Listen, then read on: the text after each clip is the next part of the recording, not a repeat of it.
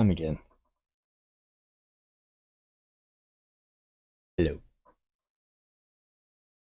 What do I have up right now?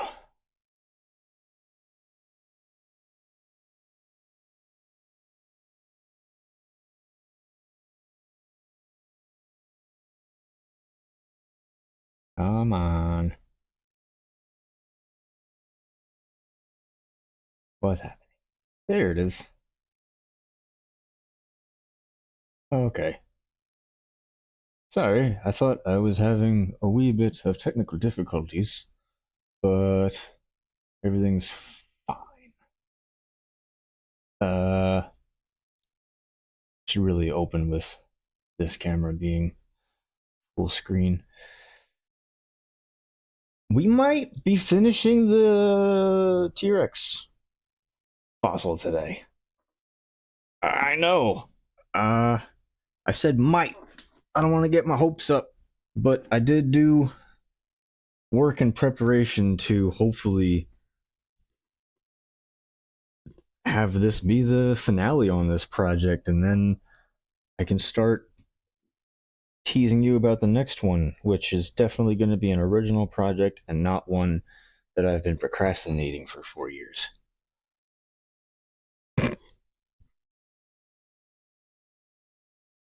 Oh, what do you think of the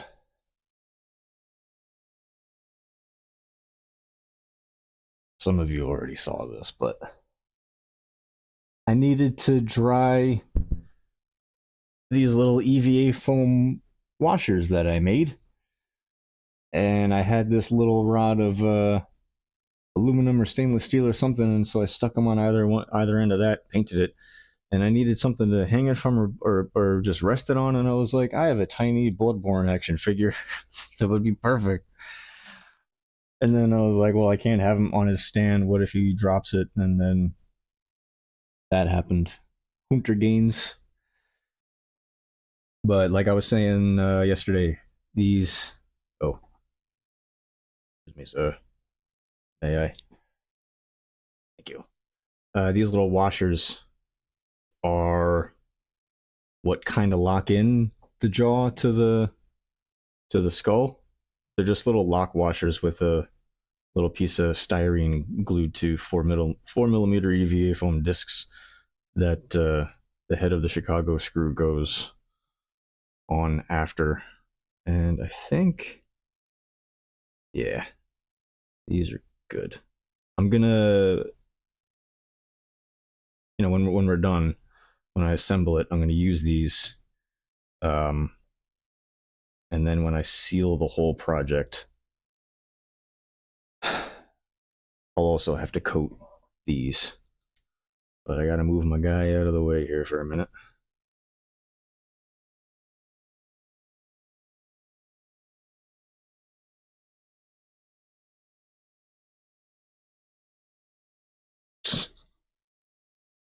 He's gonna fall over. It's not. It's a knockoff Bloodborne action figure. Shh! Don't tell anyone. I official FromSoft merch is crazy expensive, and then the props that some of us make are also kind of expensive. But we had to make those props because they didn't make any life size replicas, and sometimes we can't afford super duper duper professionally made props, and that leads you to make your own. Oh, that's how the T-Rex skull happened, man. From that photo.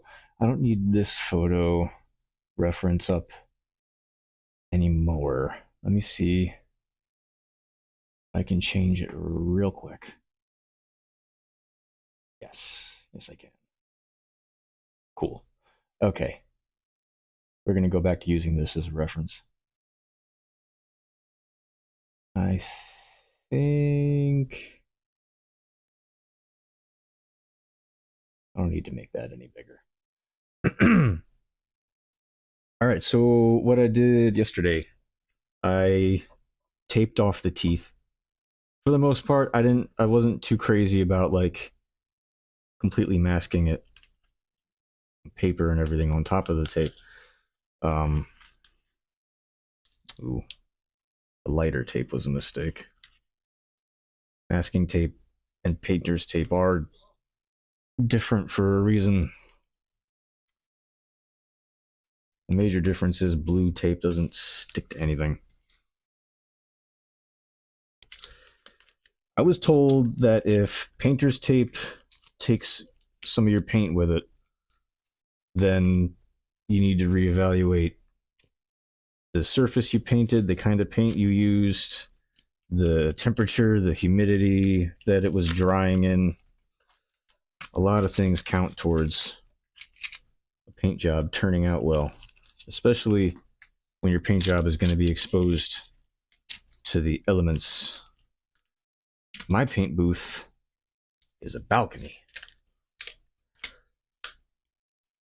So no matter what, my stuff gets exposed to a certain amount of elements.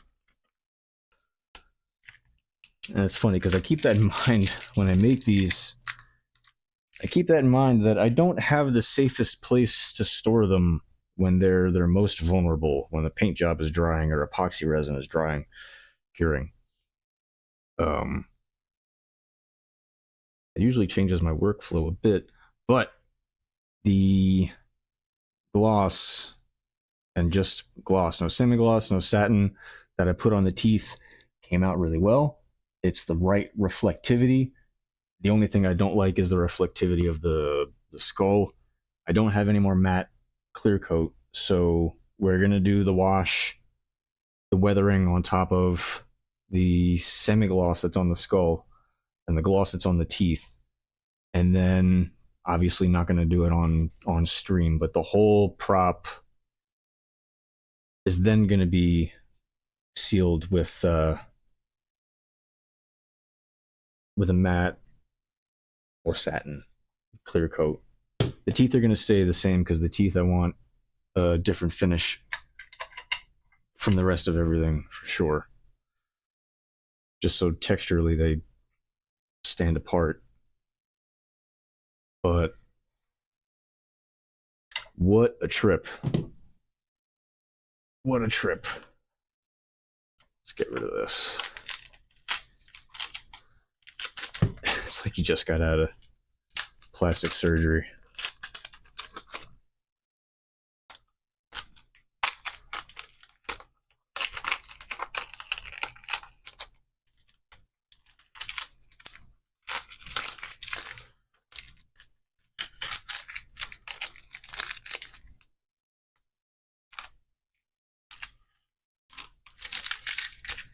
Yeah. I wish I had the semi-gloss to put back on the teeth. I wish I didn't have to just use the regular old gloss, but the weathering will knock it back, and I'm going to be taking most of the weathering off of the teeth anyway, so it's fine. Actually, before I do any of the darker, the black wash weathering, I might do a brown wash on just where the teeth meet the skull, just to kind of blend that with a brown. Obviously a different shade of brown than what the skull is. I think I have one of the older ones that is just a little lighter. And then putting a lighter color wash in the gums, and then knocking that back, and then putting a darker weathering layer on, I think will make that darker layer pop a little more without looking off. I didn't grab the paint from the fridge. After this project, I'm not going to need these paints anymore. But there's still a decent amount in these little steel ramekins, so I think what's going to happen is I got to go to the hardware store eventually, either today or tomorrow, So I may end up buying.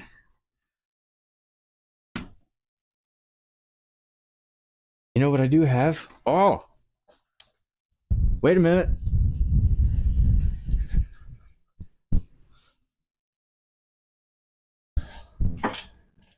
I have a thing for small mason jars. I don't know why, but I always find a use for them, either for tiny, tiny screws, or there's one with like some sand that looked really cool. You can put like tiny rocks and shells and stuff with these tiny little mason jars. And like they have a seal inside the cap and everything. So maybe I'll save the paints in these, and I think I just happen to have, what do you know, 3 left. Yeah, okay. That's fun. Totally forgot about those. And I don't think they were all that expensive either.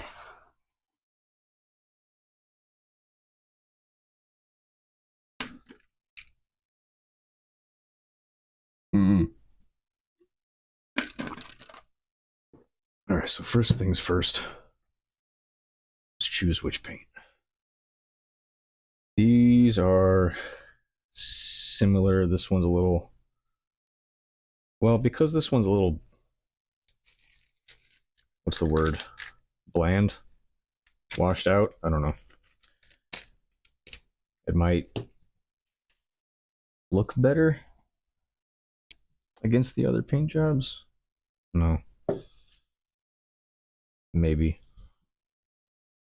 No. So I'm not going to use this one because this is what was watered down to weather the grains of the teeth details.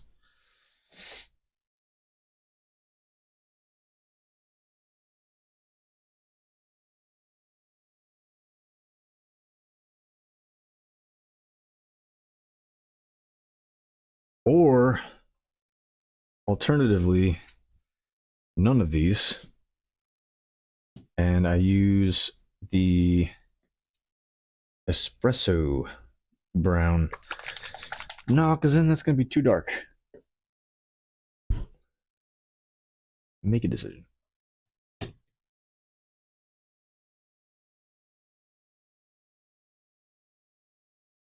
think we're going to go full circle and use the very first one we mixed. And to apply it, I'm not going to use the same. Well, I'm going to use this big one for, everything. Larger surface, but the teeth I don't need. I don't even need the other small chip brush we've been using. Overkill. Some of these bristles are way too stiff. Man. I mean, I could just use that big brush. I could just use the big chip brush. I'm just going to do that.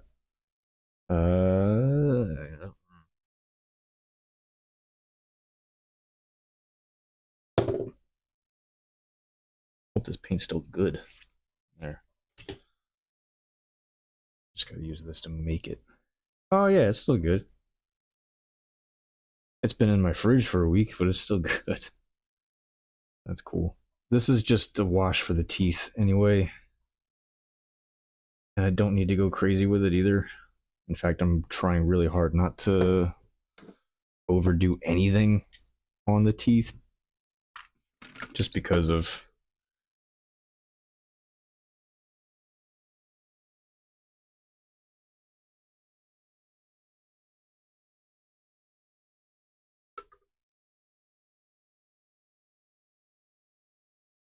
Do I want to do that? Or do I really just want a darker?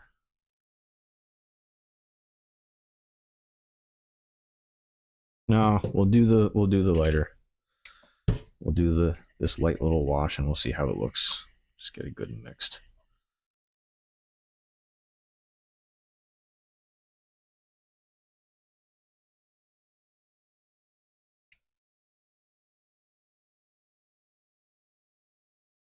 That is super, super duper watery. Oh no! Well, maybe that was a sign.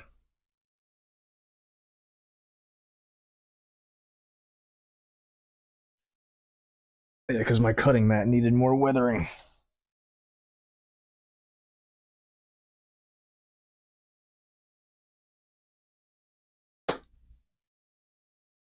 No. Yes? No. No, because if I use espresso, you're not even going to be able to see any of the weathering and any of the details. So why would I choose a darker when I'm already going to put a dark shade over that? It defeats the purpose of trying to give it a lighter background to contrast. Okay, a little more acrylic and a little more water and a little more awareness of what I'm doing.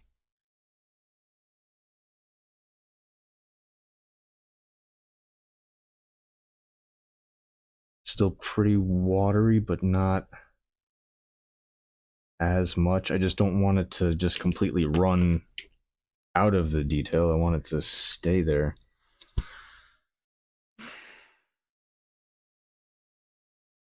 But it's not gonna, is it?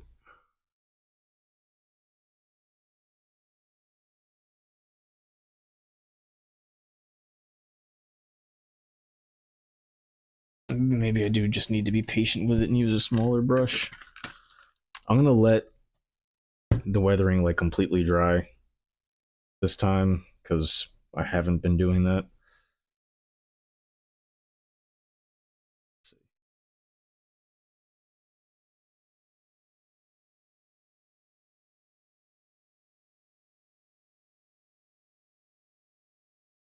Mm,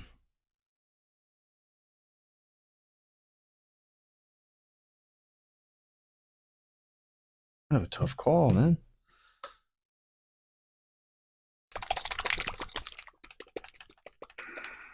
I will darken it. Darken it.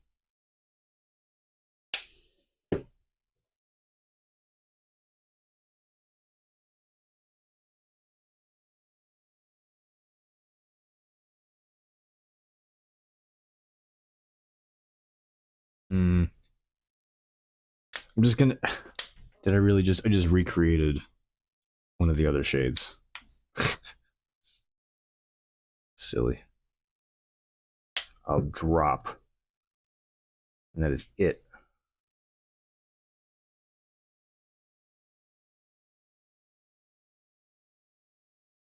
I guess I needed more than a drop.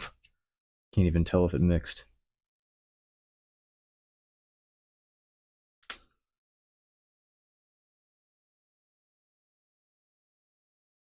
Two drops. Three drops. Ah, ah, ah.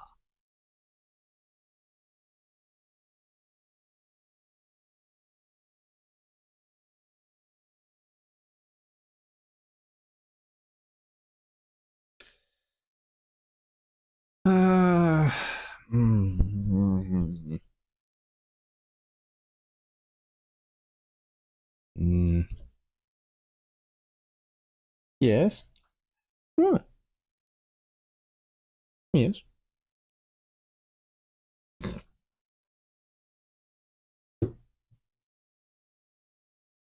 You got lunch. Don't yell at me.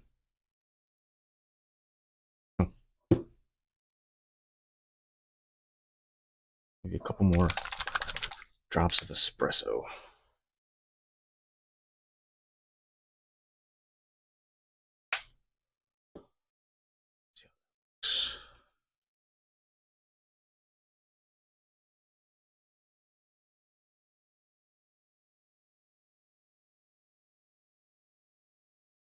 Why does it look like Nesquik? That's not okay. Because now I want some Nesquik.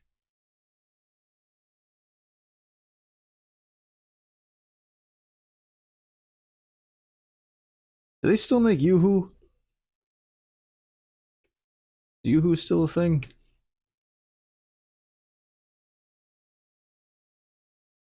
I don't think I've had a Yoo-Hoo in 15 years. Okay, let's try this again. Just at the base of the teeth.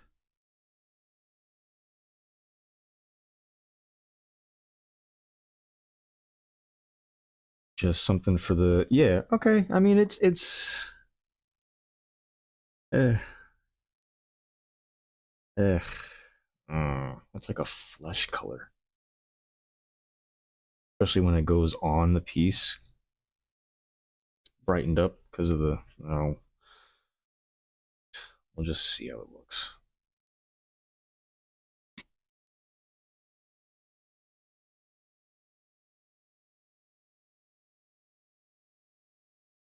I don't know about this wash. Kind of just meh. I don't know how much of it is going to stay.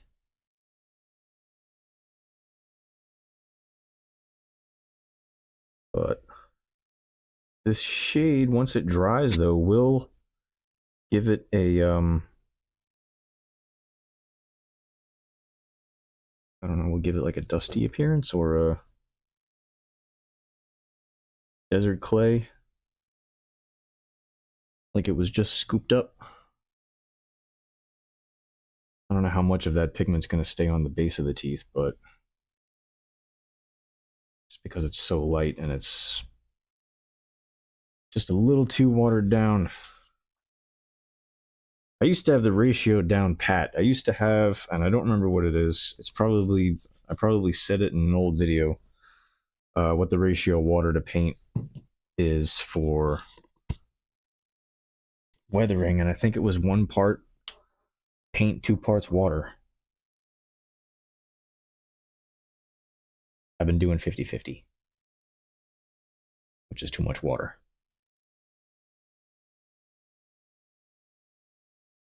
Well, no, that's less.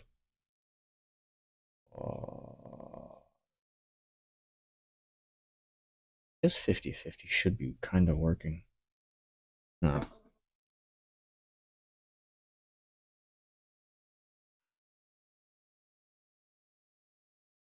Carrying on.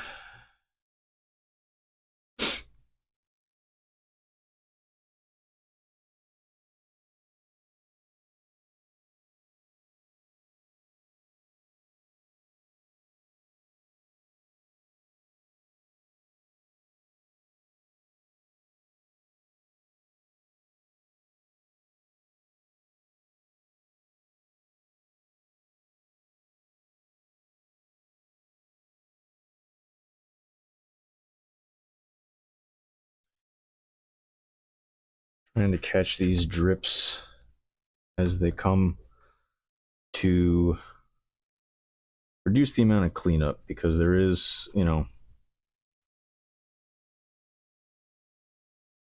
for the sake of photographing this, like really, really nicely photographing it, I'm gonna go over it with a fine-tooth comb off camera. Start to do it on camera, but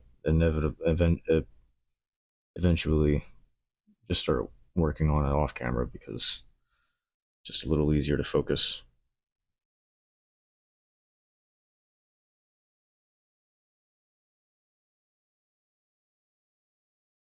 This isn't gonna do a lot, and it's not meant to. This little bit of weathering is really just to add a lighter base on this particular part, where I don't want to lose, because if I just wash this part with a dark wash, the teeth are just going to like bleed into the skull, and there's not going to be a really well defined difference where there really needs to be, especially on the skull. Like when you look at a T-Rex picture, you look at, you know, T-Rex in the movies, there's so much more going on with it that the teeth are like, you know, just an equivalent part of it. But like a T-Rex skull, it's nothing but bone and teeth. So you're gonna notice this a lot more. And I don't want to lose any of that work. So yeah, I think I'm just gonna go over each. I'm gonna go over each round of teeth twice. Same amount of coverage, both passes. Half on the bone, half on the tooth.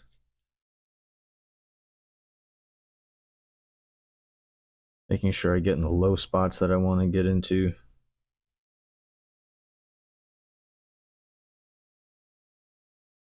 Like if I want to make sure that the light catches the rim of the jaw here, the color's got to stand out.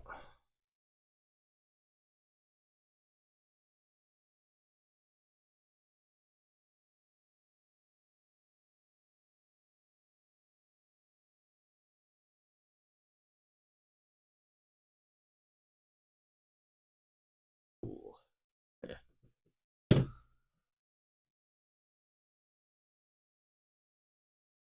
And then, you know, I'm gonna knock back this after it's dried before I put on the darker wash. But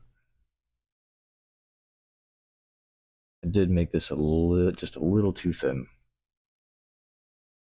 A little too thin.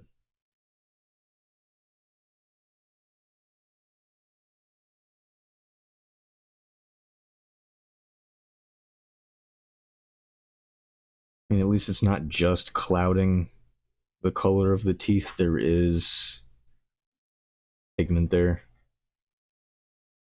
It's just because the teeth are such a strong shade of black, and the high gloss uh, watered down acrylic doesn't stand a chance.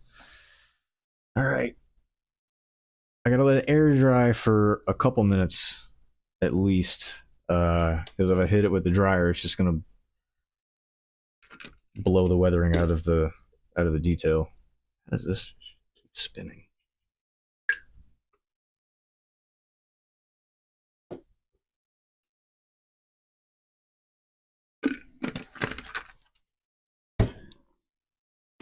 Do I have a stapler? I should. Oh. Yeah.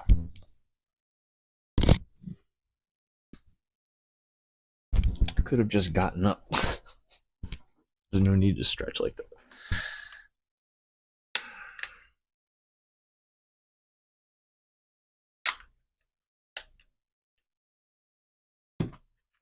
I'm gonna plastic weld this back together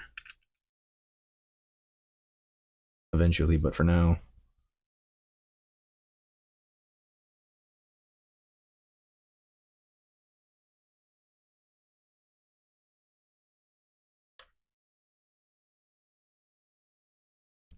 Ah, damn protective.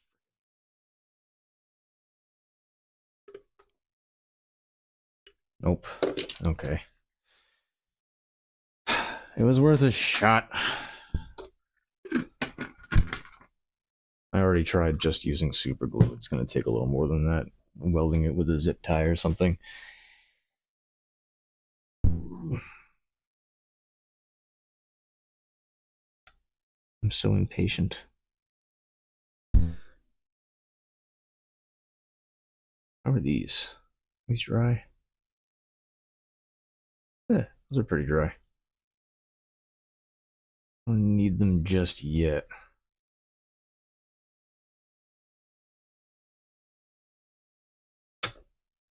I could have sworn I had it written down somewhere.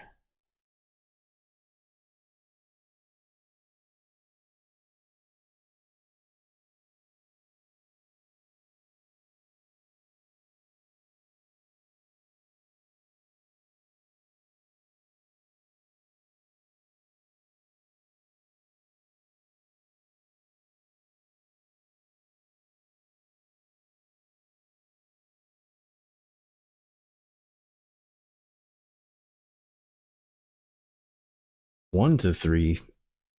Paint to water. No. 1 to 3? That's what I've got now, and it's just way too watery and way too translucent.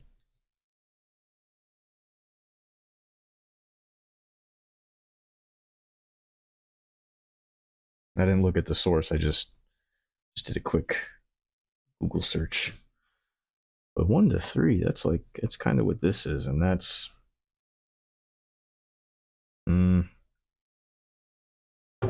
definitely more liquidy than consistency of milk.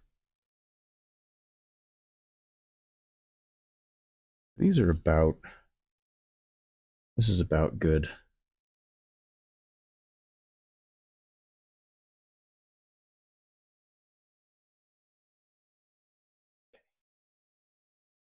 Just gonna put these back, dump this, wash it out, and I will continue to talk so you don't think I just abandoned my stream. If I had a sink, I would be using it in my shop anyway.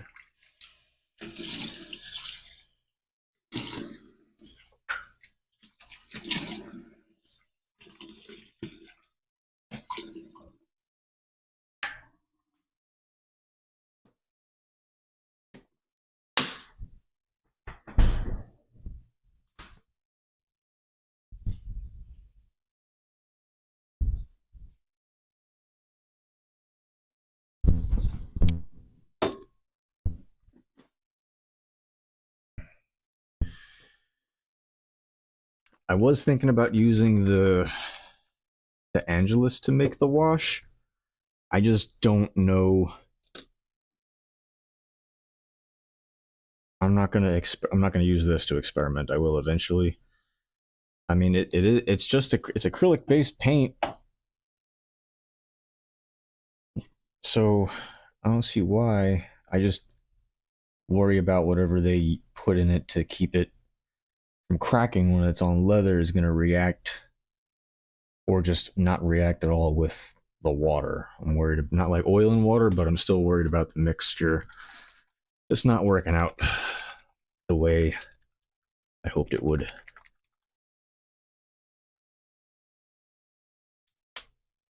This is a big piece, so I'm going to need to make a fair amount. I need a little. What can I use to measure? I guess I could just use the cap.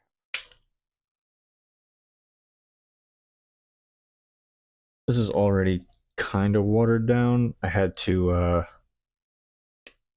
use some of the acrylic medium in this 14-year-old bottle of acrylic paint because it didn't dry, but it was just kind of stuck to the sides and gelatinous, and so putting a little bit of medium in there brought it back to life.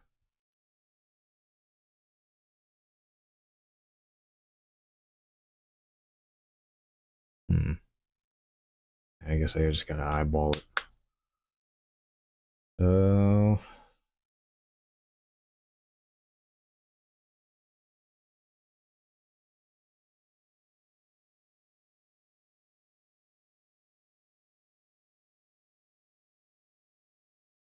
and then they say 3 times that amount water. Doesn't seem like a lot.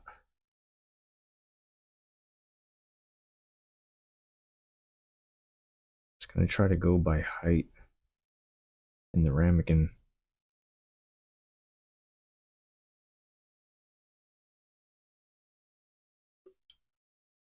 Yeah, all right. I would say that's fairly 3 to 1. And you can see where the pigment of the paint comes through and where the medium didn't separate it, but you can tell like that's acrylic medium mostly on the surface there, and then blotches of pigment in it.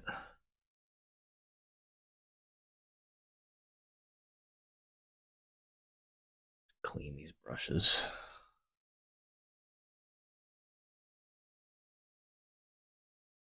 And I don't have to worry about the bristle texture or you know the texture on the microfiber today, because I'm not worried about pulling any weathering out of detailing, because I'm not scrubbing into a specific spot like yesterday. Yesterday was very tiny, very controlled area to paint, and frankly unpleasant. It worked though. Good thing to keep in mind. That is a weird shade of, I don't like it. It's like shark fin or like gunmetal gray. I do not like. I'm gonna make it darker. The hell with it. What's an Angelus in there? Obviously not a lot.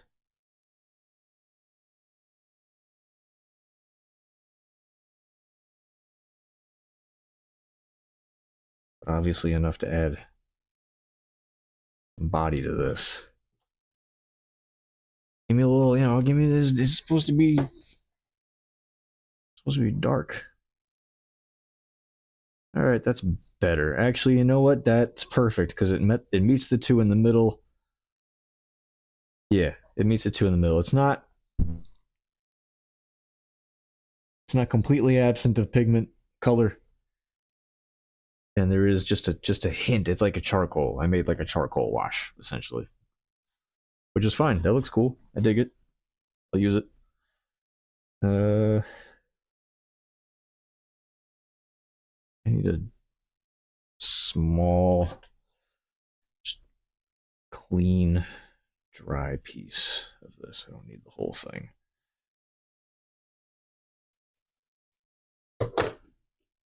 Shake some of the. Every time you cut these microfiber,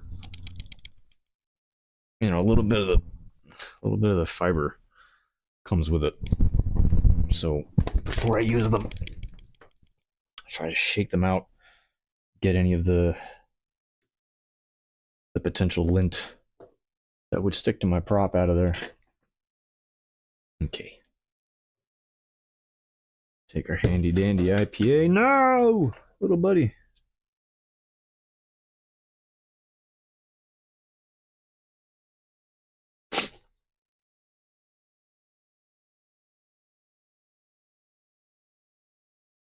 Oh yeah, well I am going to be a little gentle with this spot considering where it is.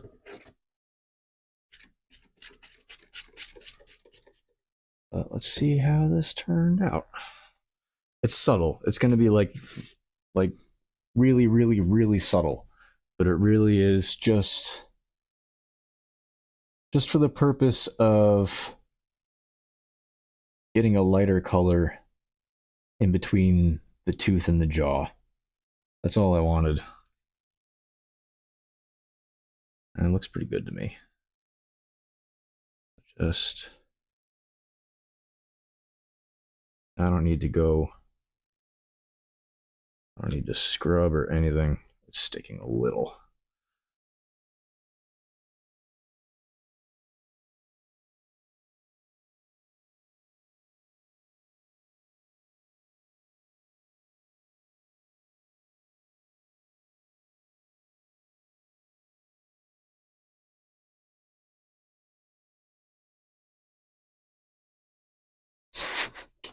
You weren't seeing any of that. I apologize. I'm just with the end of my thumb, just lightly gliding it.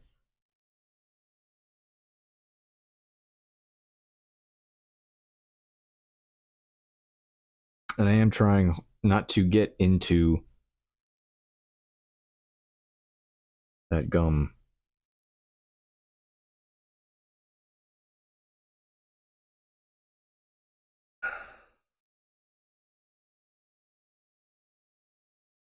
I mean, it's subtle. It's very subtle, but with um with the darker wash on top of it, that little layer of weathering will really stand out. Just gonna get,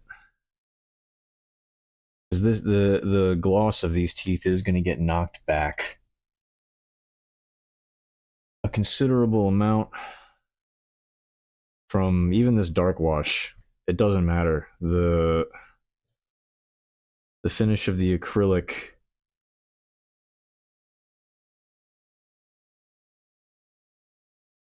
is going to cloud whatever I put it on. Which in this instance is, yeah, that's that is a benefit for this prop. Normally wouldn't really want that.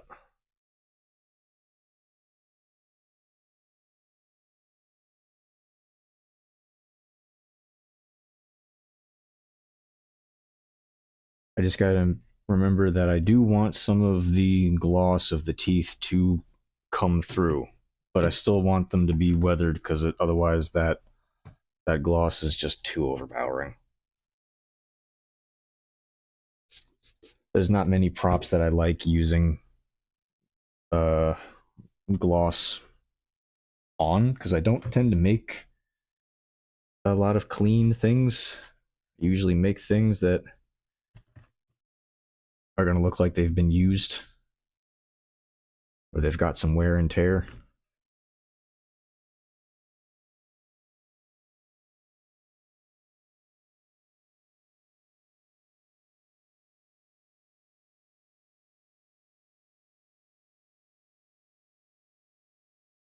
This is a subtle yet effective trick to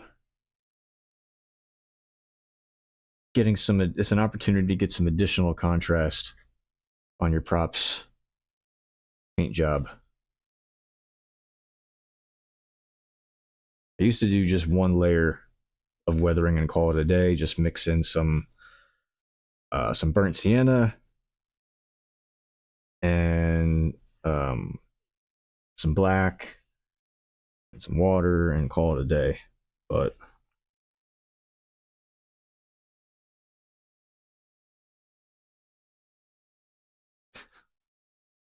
I gotta go back in and polish the tips of the teeth because it's a little too cloudy. A little too cloudy.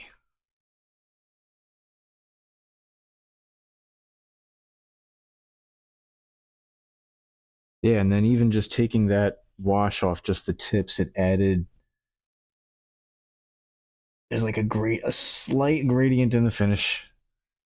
It's kind of hard to see under these lights, but compared to how glossy the base was before, compared to the tip of the tooth,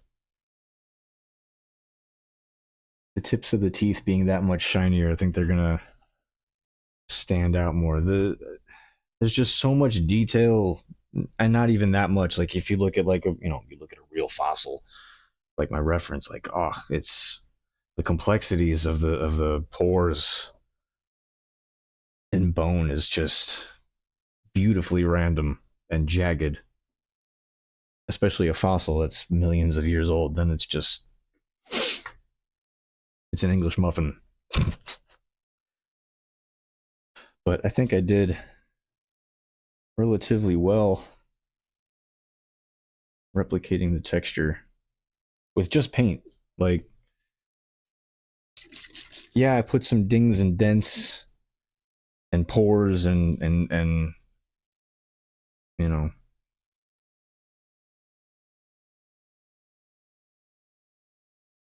I carved detail into it, but there's only so much I was able to do with the Dremel alone.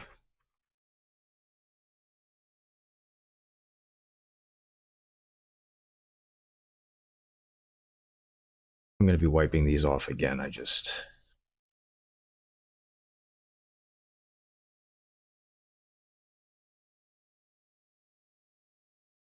want to make sure none of that wash is staying where I don't want it to, because I don't want to cover up any of this lighter wash that I don't want either, because then it's just stuck under there. So I am making sure where I definitely didn't want it, it isn't there.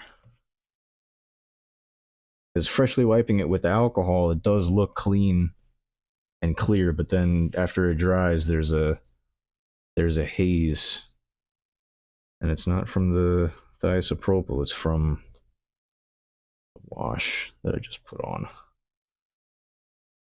That's pretty good. That looks nice.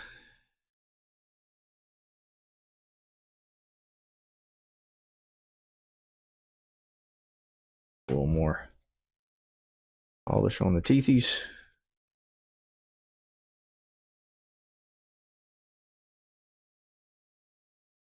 Normally I'd be stressing out about locking in these layers, but there's only certain steps in the paint job that I really feel the pressure to lock them in, and that's just when I have a mixture of base coats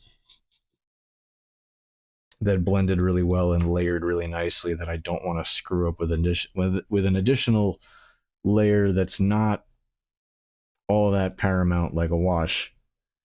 So there's arguments for not locking in the paint job before weathering, and there's arguments for it. Like I said, some projects I've locked in the paint job before hitting it with making it look like Father Time had its way with it. And then there are props that I have, and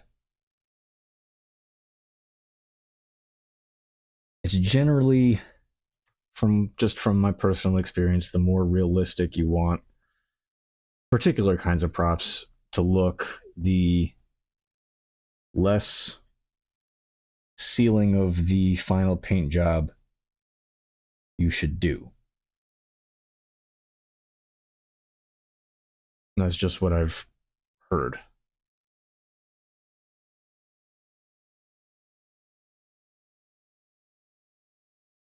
I guess some of the last bit of clear coat I did put on a little thick, because it even built up a small line of clear coat accumulating where that larger piece of masking tape ended. Some wash accumulated in it. That's funny.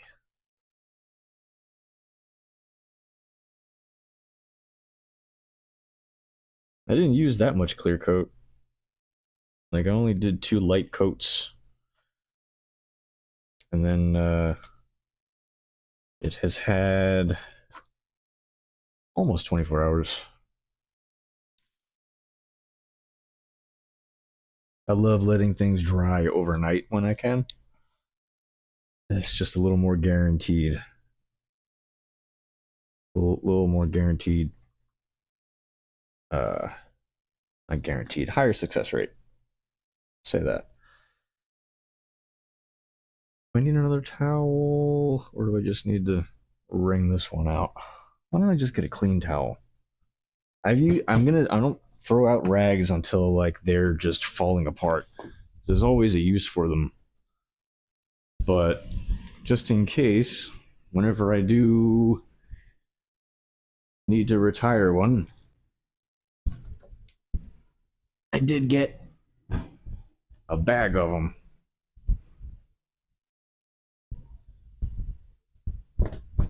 And like, if you spend the money on decent... Did I already use this one on something? What the hell is that? I don't know what that is. Undefinable stain. Probably nothing. It's probably paint, honestly.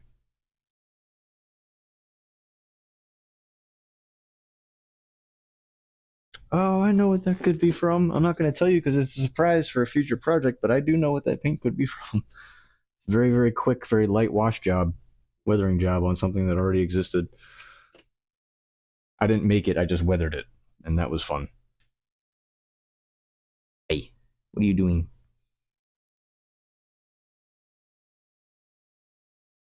Feeling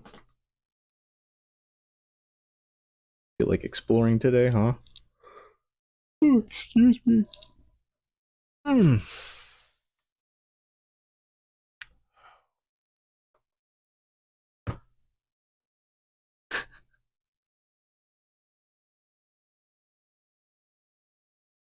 Okay, so here's what, because I'm a little apprehensive about this last bit of paint that we're gonna do. Humor me for a moment, and let's get a look at it before weathering.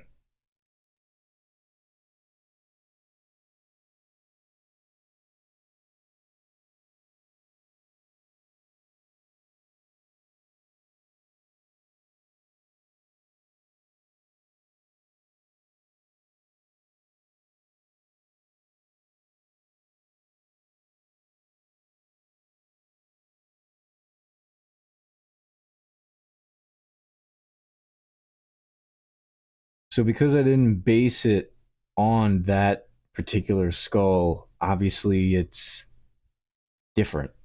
But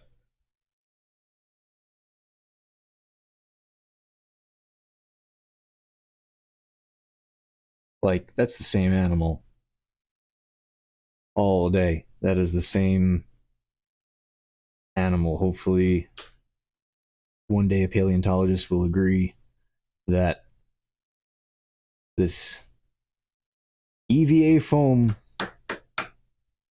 skull uh is in fact just EVA foam. It would be great if I can get a paleontologist to just be like, yeah, okay, that's cool. Or even a grin. I'll take a grin. All right, I just want to get a look at it before I do any more weathering to it. How much different it looks on this camera compared to the other.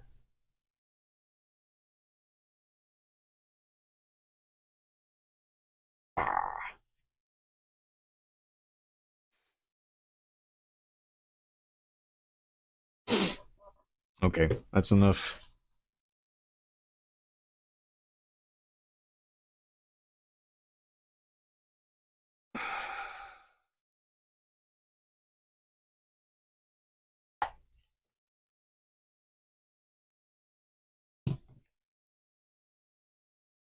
As per usual, we are going to begin with. Wait, no. Okay, so I don't want to disturb any of that crap to plug in the hair dryer again.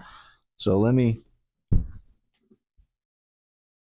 gotta get a back up, a reverse signal for this chair.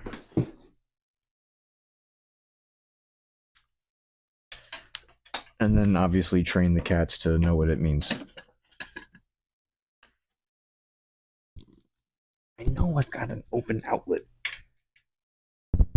within the vicinity of this stream setup, I promise. I just don't know. Okay.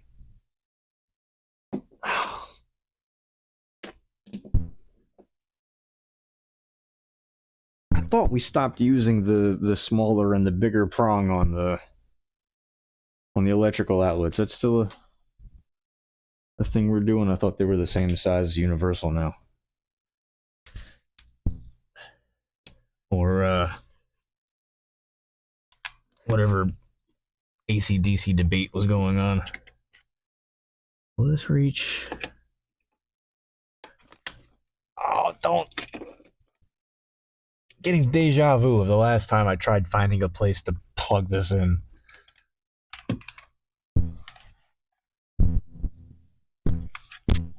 I found a Sharpie.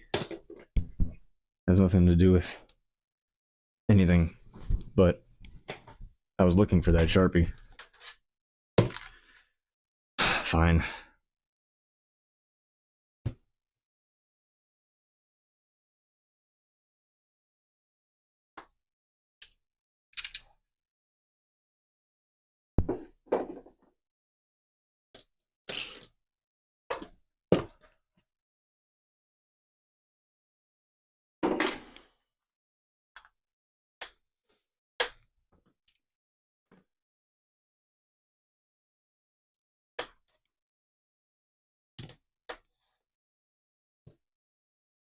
just want this ready to go because I'm only going to have so much of this wash is going to cover the entire prop. There's not going to be, aside from like the underneath and the interior of the lower jaw, there's not going to be a dry square inch of the surface of this. So, and no, I'm not going to worry about adding shades of weathering to my cutting mat because it's a, you know, your cutting mat is a pretty good representation of stuff you've worked on recently.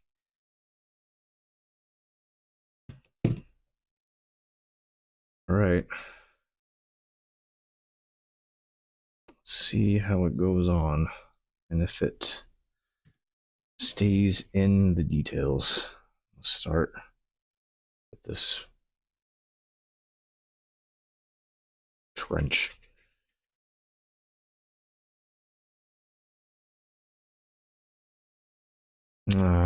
It's watery and it's pooling, and yeah, this 3 parts water is just too much. You need more actual paint in there.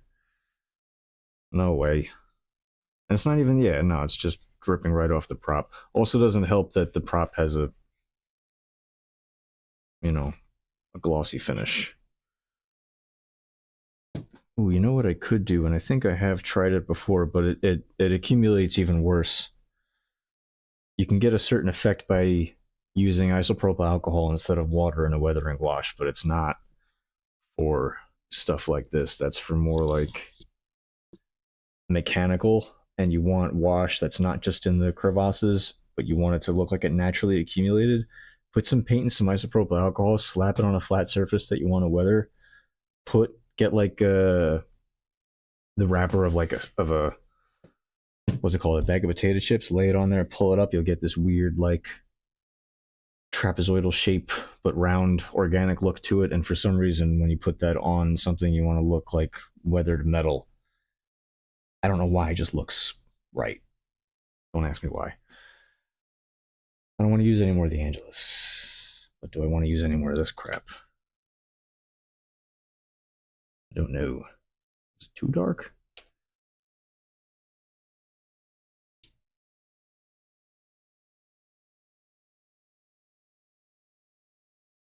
Get some of it.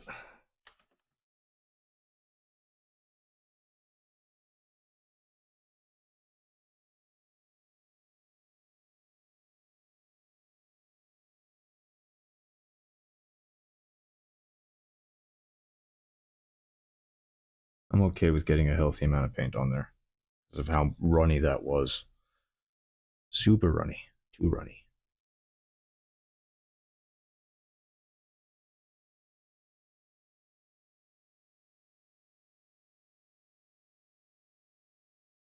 I think that actually kind of darkened it a little bit. That's nice.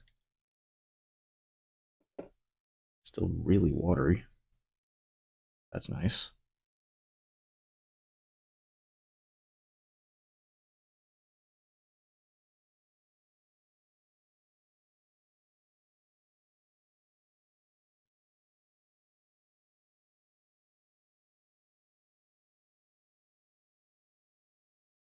Oh, it's the damn gloss. Yeah, it's not going to stay. It's not going to stay. I actually got to really make a thicker acrylic wash. Okay.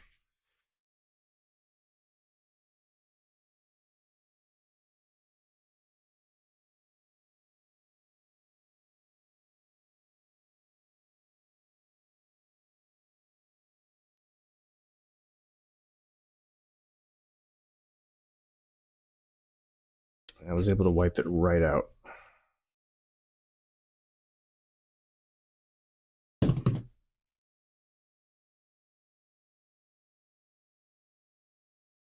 Okay.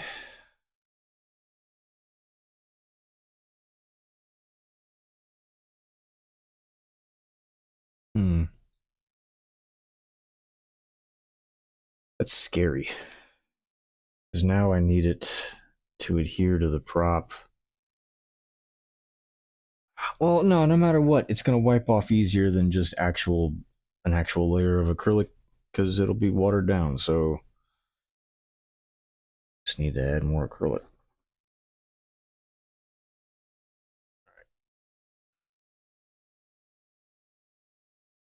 Let me unfortunately make some room in this ramekin.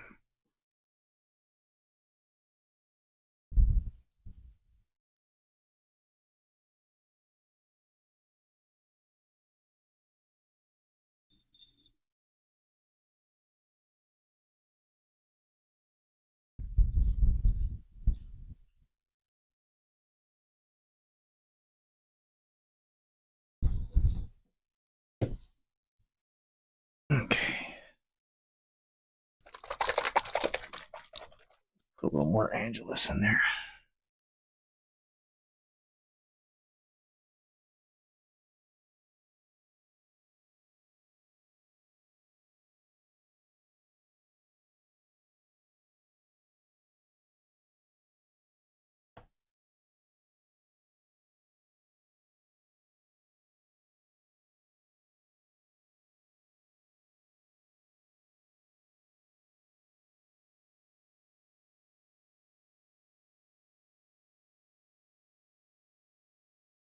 Still really super drippy.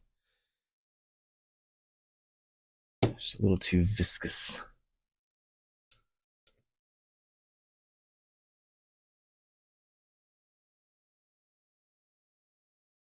Like to be able to turn the project while I'm working on it also.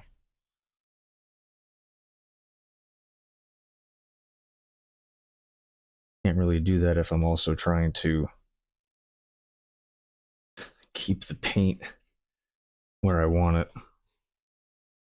because it's so watery that it just won't adhere upon being applied. Normally when you like the rest of the prop, before there was a gloss wash, all of the weathering thus far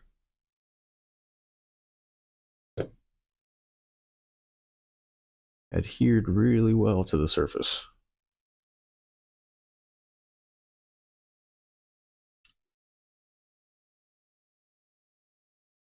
What did we learn? Don't be lazy, go to the hardware store and make sure you have all of the clear coats you need. Or you might want to try.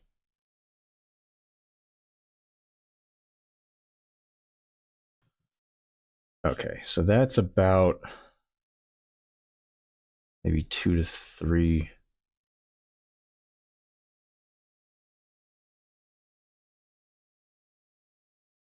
No. It's either 2 to 1 or 1 to 1. It's kind of hard to tell because of how much I've taken out and added. Okay. That's a little better. Okay. Yes. That's nice. That's what it's supposed to look like. It's supposed to actually stay on the prop. Look a little, yeah, it looks a little watery and like gravity is going to do stuff to it and it's going to drip, but it is supposed to stick, kind of stick to your piece. You know, and you can go over spots where it does kind of blot away.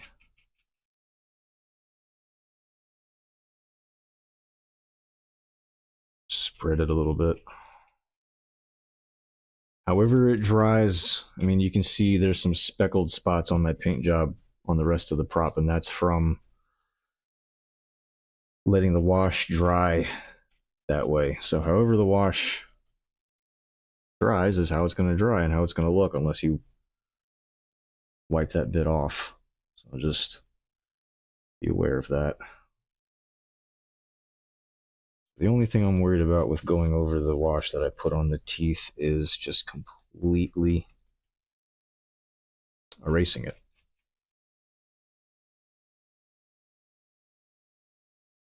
So I'm going to try not to do that. This is exact. This is. I haven't made a mess like this in a while, and I mean like really, like the last wash on something like this, the last bit of weathering is almost always the messiest, and I haven't had the pleasure of messing up my workstation like this in too long. I hope I have enough. The rest of the prop.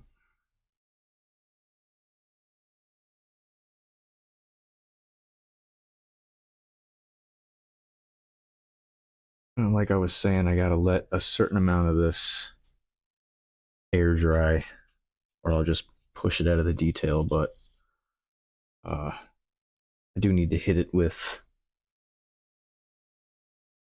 the air dryer at some point. I can't be here waiting for it to dry all day. That's just not practical.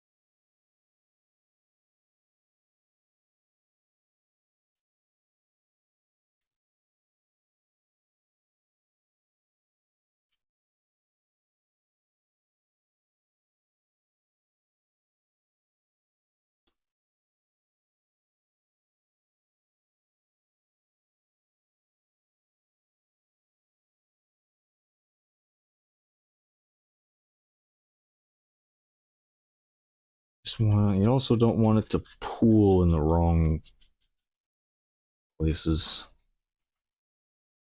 That's just gonna dry funny.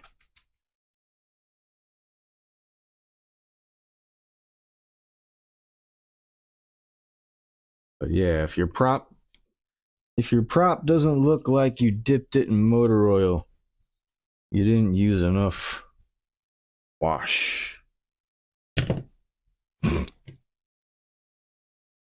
And if you don't look like you were hit with a motor oil balloon, you didn't use enough wash. I still have that piece of styrofoam I used as like a work mat before. I don't know why I didn't use it again. Also, I have this. I don't know why I insist on making this job harder. Like, one of my favorite sayings is work smarter, not harder. But my actions are the exact opposite.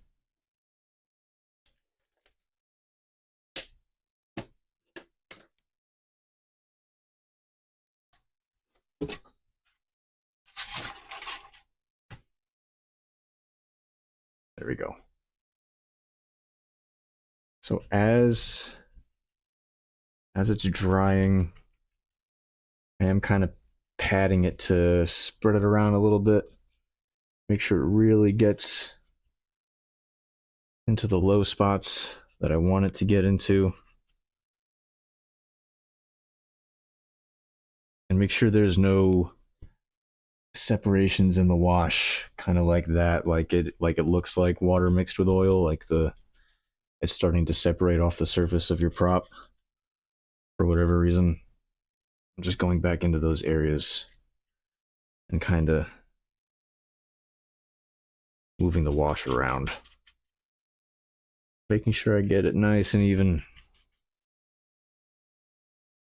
because there's a few speckles from the earlier layers that were put on that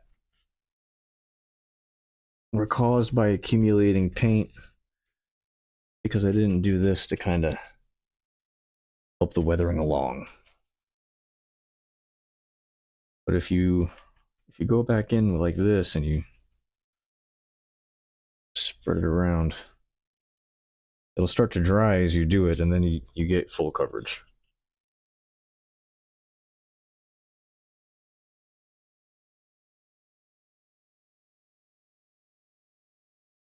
Any edges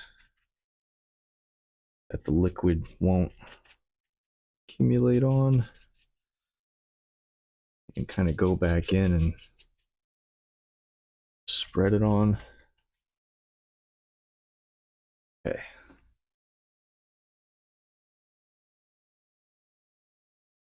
All right, I think this is good to let dry, or at least partially air dry, and then I'll help it the rest of the way.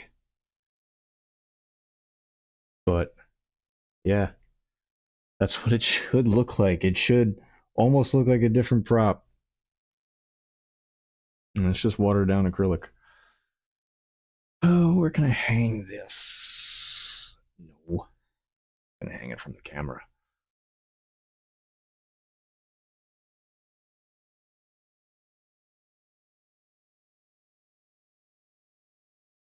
Is that right?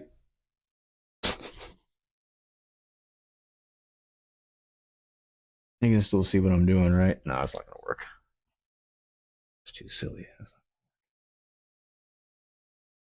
Oops.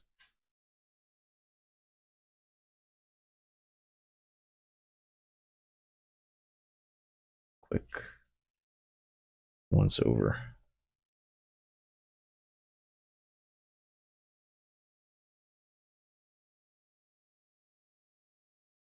No inconsistencies.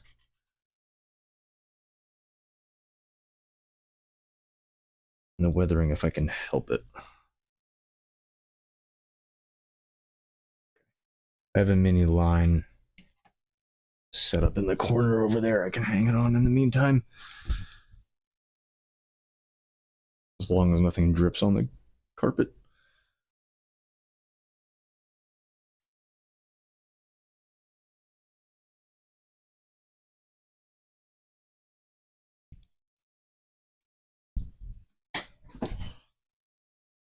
Okay. What is this? Oh no. All right. Now the fun part. The big guy.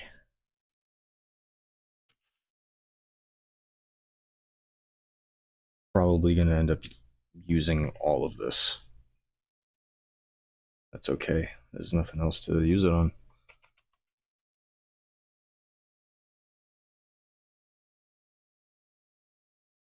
You're about to look like Venom.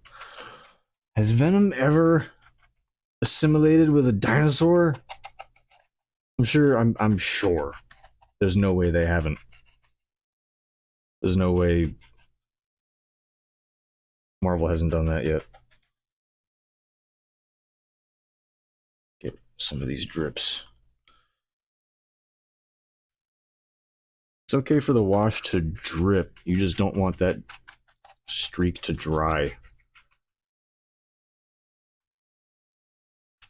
Because it will just dry like a, like a thick Sharpie line.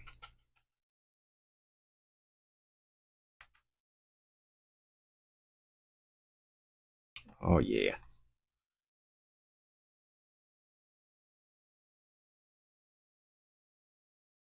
I don't remember if I had a clever way to hold this. I don't think I do.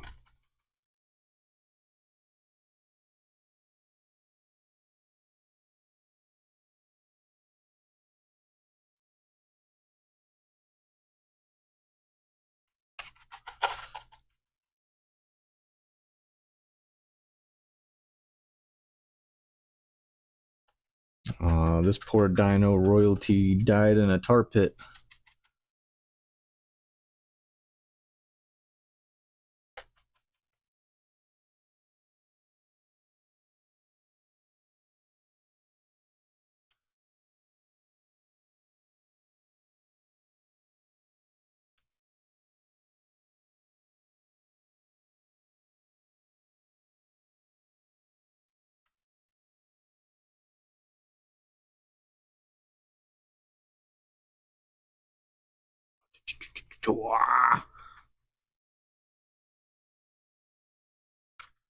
This is easily my favorite part, or one of my favorite parts.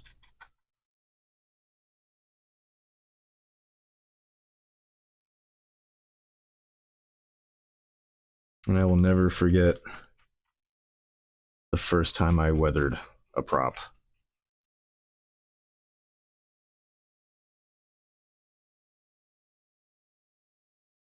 That's not what solidified my love for this, but it definitely contributed to it because of just how the serotonin from watching something like this get brought to life by something. It's kind of like the same satisfaction from pressure washing, just in reverse, because you're making it dirty, but you're also cleaning it, but you're not completely cleaning it. And you're somehow making it look better by making it look like it was tossed around like a football in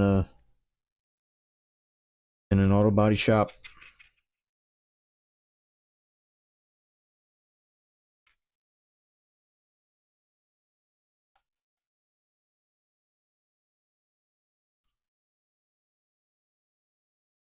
I'm not going to do much in the back of it, so it's really just for display.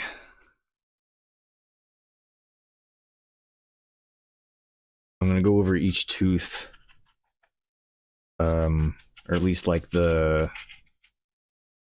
bottom half going towards the tip of each tooth with the toothbrush and some IPA, just to make sure some of this didn't accumulate in all of those little details that I went through so much trouble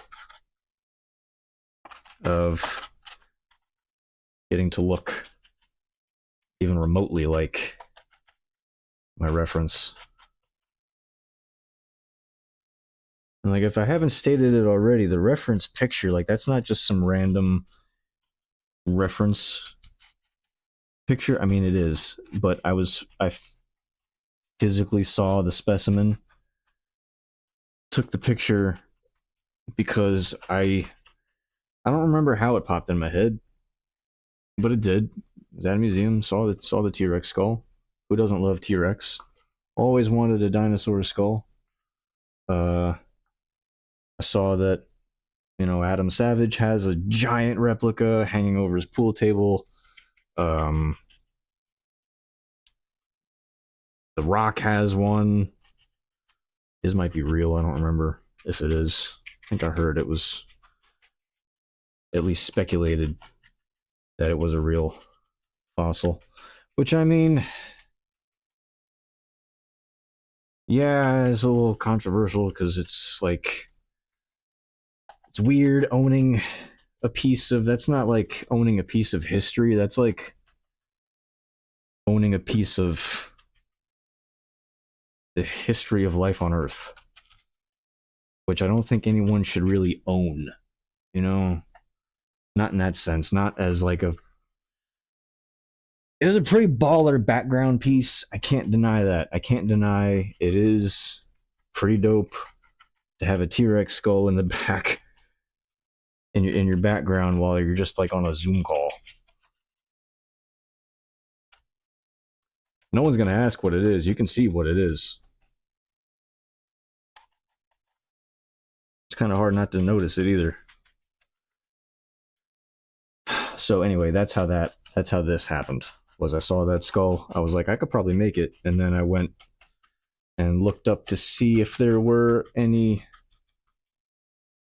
EVA foam T-Rex skulls floating around out there. I didn't find an EVA foam T-Rex skull, but I did find an XPS foam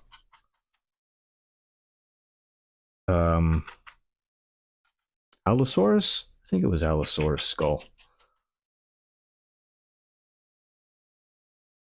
And it was right around the time I did the first pattern pull attempt for this, which I did pull a pattern off this previous to the one that I recorded pulling off. And that's what designed that's how the proof of concept was made. And then I made a refined version of the pattern. Obviously, you saw that in the result. But anyway, saw the Allosaurus skull and I was just like, a kindred spirit. Oh yeah.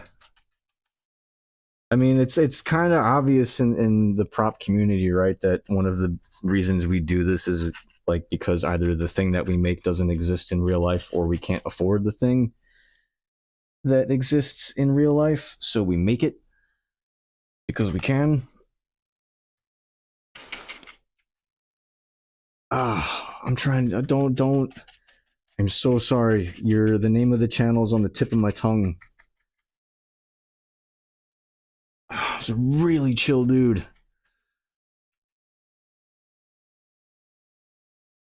But I'm pretty sure commented. I said something like, "Oh my, my. Oh yeah, I said my brother in adult childhood. What's up?"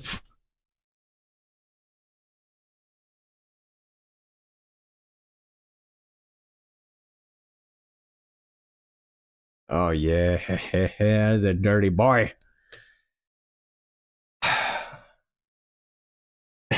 Unrecognizable. That's kind of the point.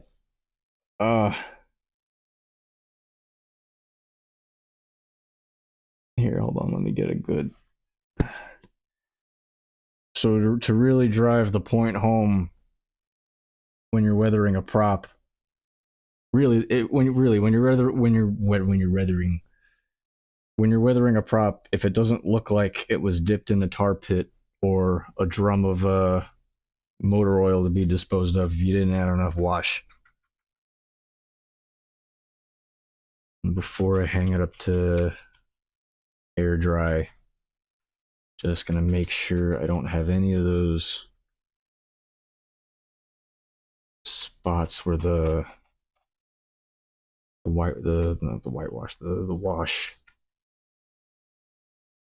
is cooling away.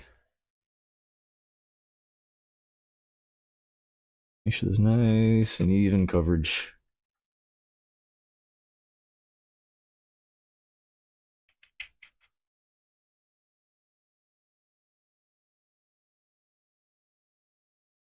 I should have gotten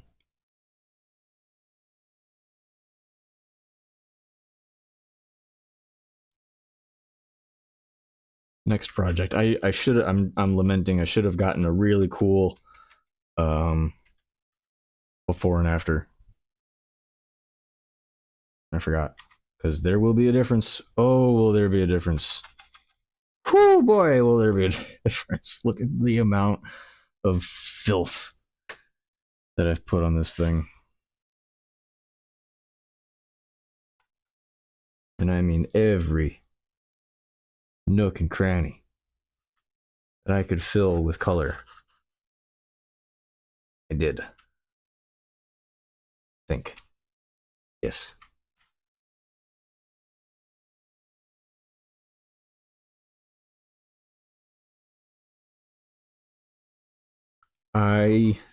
This is,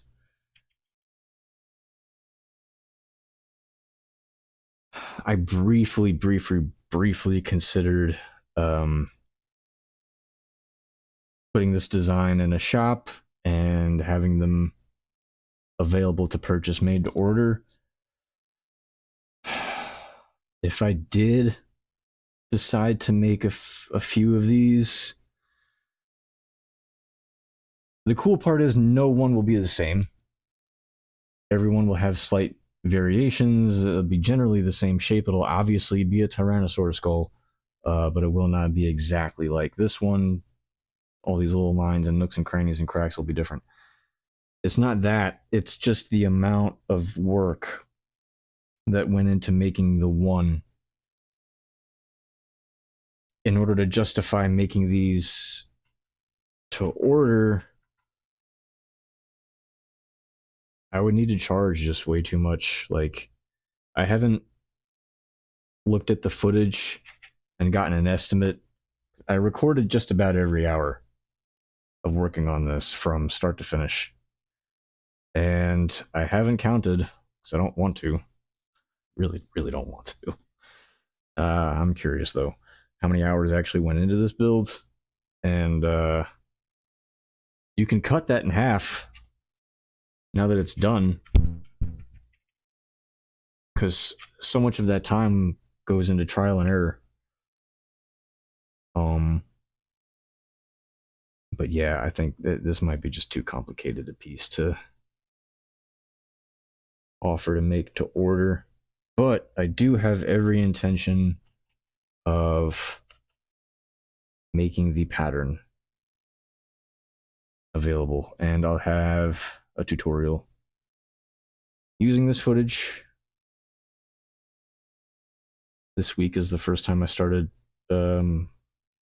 live streaming, and with the idea of using the footage from the stream in tutorials. All right, let me hang this up, and we'll see how the jaw is looking. Yeah.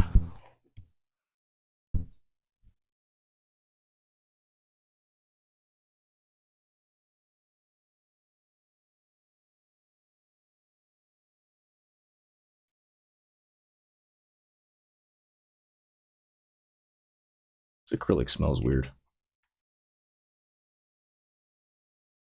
Can't place it. It just smells weird.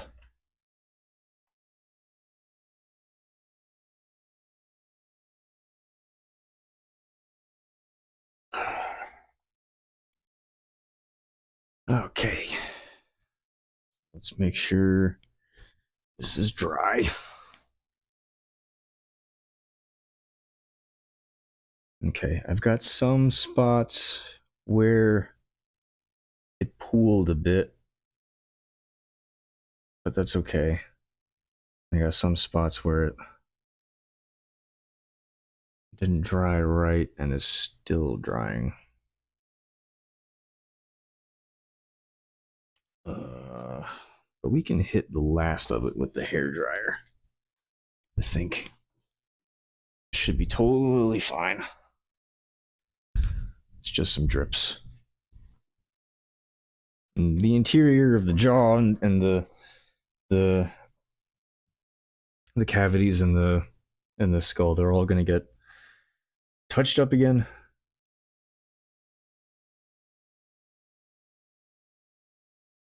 I don't know how much of that lighter wash from earlier is going to show through. Oh, actually, yeah, I see some of it peeking between the cat hair and the weathering. Oh,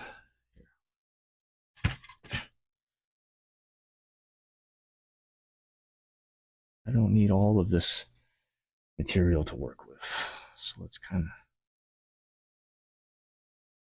simplify things. Cool.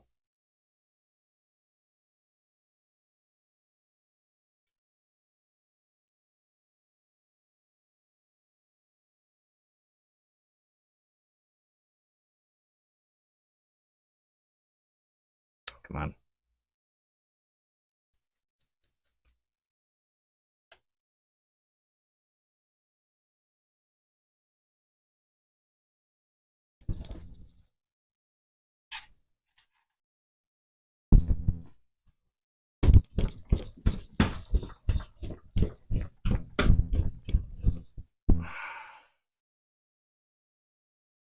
Right.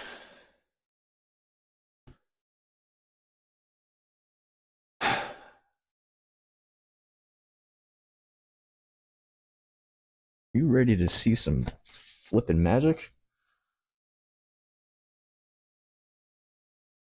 I need to zoom in for this. What do you think? Yeah, let's do it. Let's do it. I'm going to use the less scrubby side. Or I mean, I guess the less absorbent side, and the more brushy side, abrasive. That's the word I'm looking for, abrasive.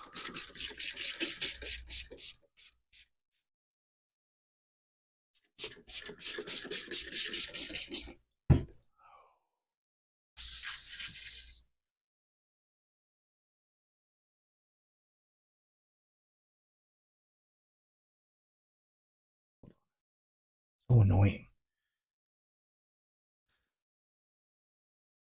I really just need a brush to do this with.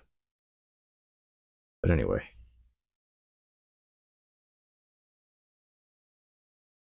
Ooh. Oh.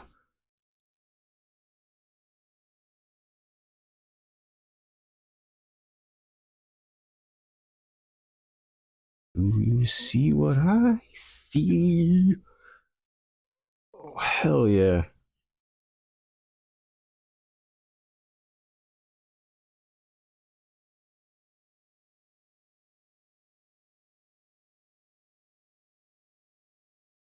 There are some parts that I'm not going to wipe away, like underneath the here, or I'm sorry, focus, damn you. Um, Along here, that's going to be like hidden by the hinge when the skull's mouth is closed. Okay, yeah, cool. And perfect unintentional side effect, but well, it's probably the alcohol that's on the towel, but the gloss got knocked back, which is all I wanted. I wanted a nice cloudy kind of almost matte finish on this part. Oop, I lost a little pigment.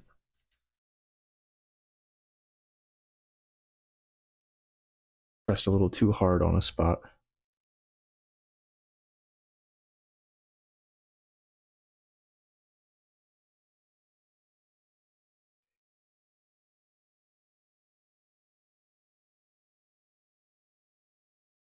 Clean some teeth.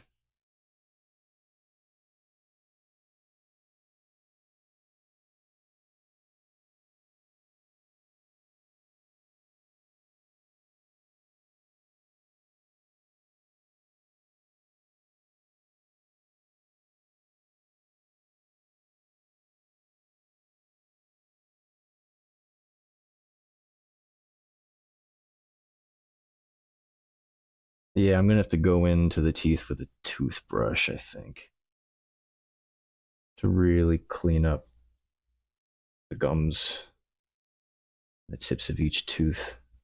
They don't look like they want to let go of their pigment. They're weathering.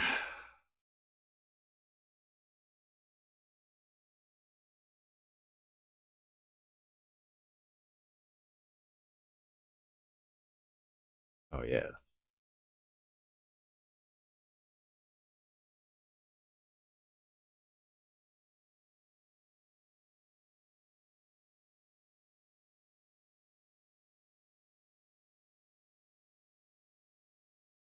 Oh, look at how well that's set in.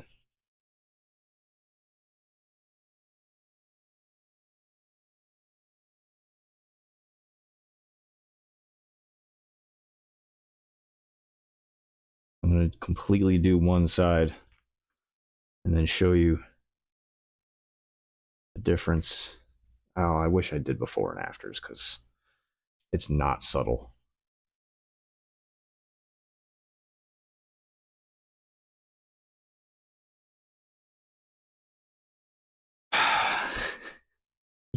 Yeah. That's why you do the darker wash first, because it is very easy to overpower the rest of your paint with it.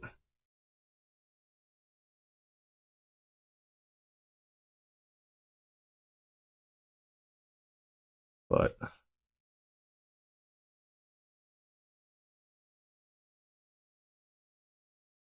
that is the effect that I was going for, right?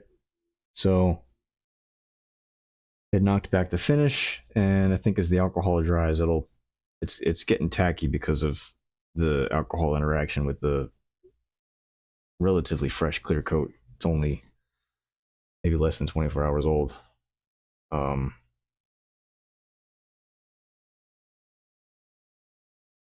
it's like, yeah, I accidentally pulled some color out of some spots, but if I'm really bent out of shape about it, I can do the wash again. Do it as many times as you want. And like the best part about sealing it before doing that last wash is that if you want to do it again, you can. You can wipe the entire wash off. You can very carefully spritz it with some isopropyl alcohol, and get in there with a soft bristle brush and take the wash weathering completely off and do it again until you like it. Or do what we did earlier this week is make multiple colors, do multiple layers of washing. But there's one side. Here, hold on.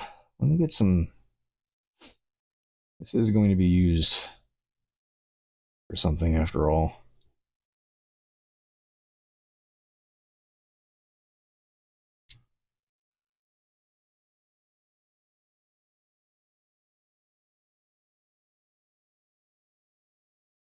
That's one side before, or no, I'm sorry, after I wiped the wash away. What am I saying?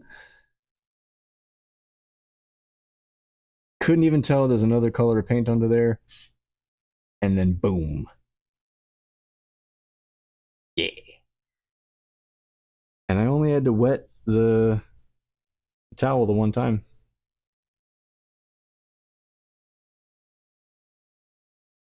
Okay. Let's do the other side.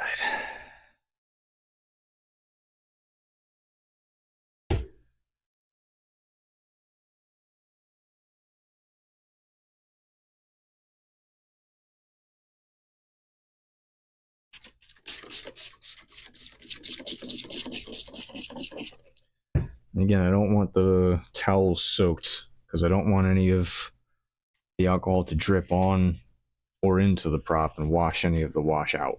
Wash out. Just enough to wipe along the surface.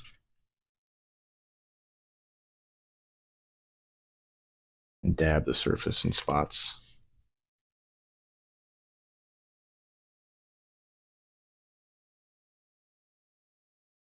Like you can't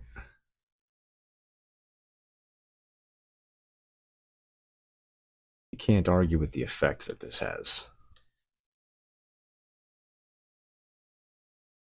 Ah, how cool is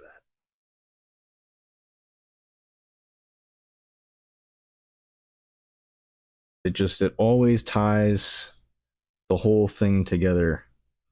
And that's what you got to keep in mind when you're trying to replicate something organic like this, or even something inorganic. Is that if you plan on doing any kind of weathering effect on it, weathering does make a paint job look not more uniform, but just more naturally blended.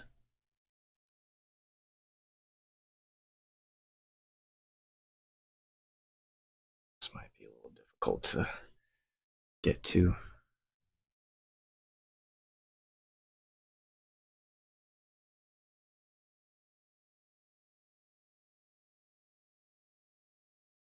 Yeah, I'm gonna have to brush. I'm gonna have to brush those teeth. It's okay. I had a feeling that might happen.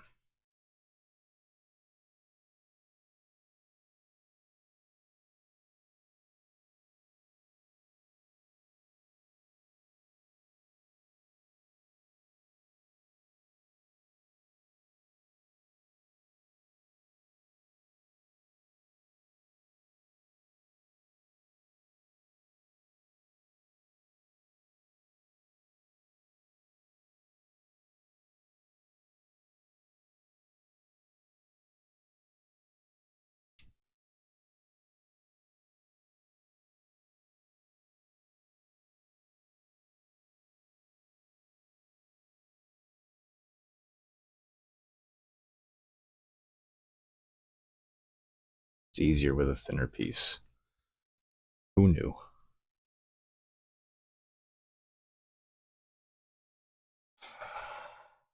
Yeah. Oh, it's nice. Ah.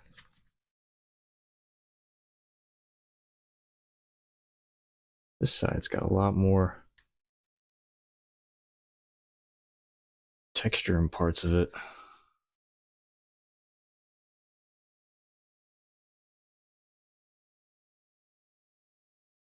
Just try and polish the teeth by hand a little bit.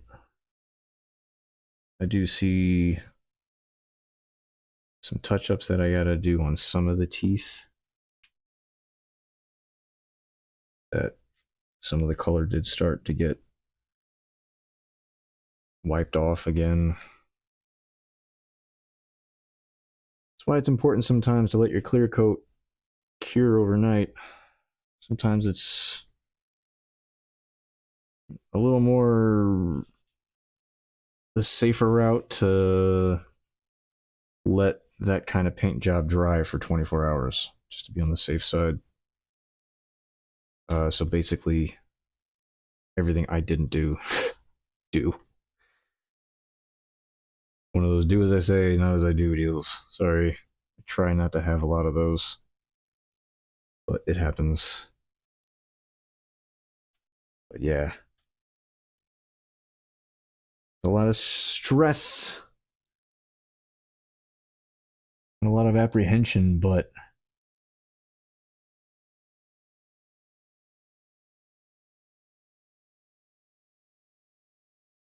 that's what you get when you're done.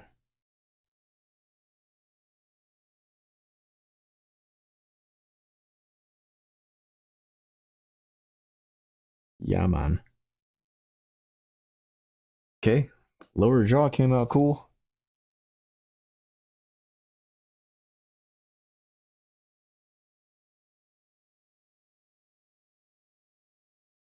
Grab our skull. I'll do a once over on this to see if there's any spots that I want to go over again. But let me just keep it out of the way.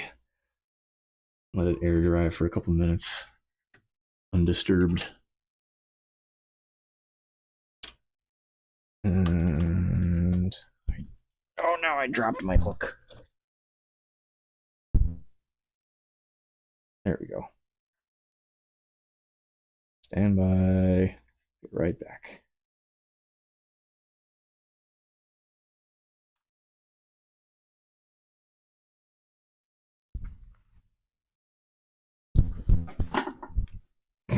So it's so funny. This is what the skull looked like on the first day of painting. It's just completely coated.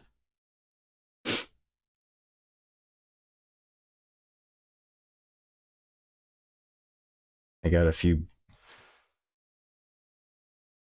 brush bristles to pick off later. I hate when that happens. Let's use this side.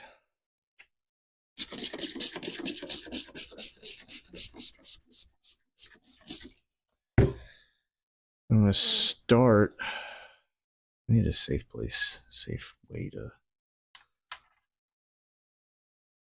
safer way to hold this while I do this. I don't really have one though.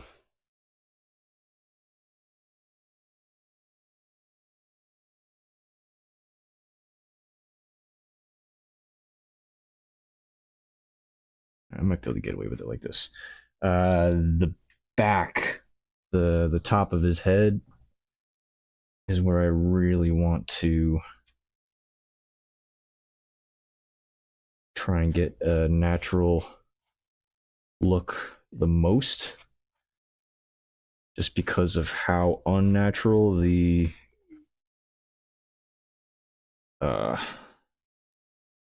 job I did assembling it and sanding it turned out. It just, yeah, it's my least favorite part of the prop is this top of the head bit.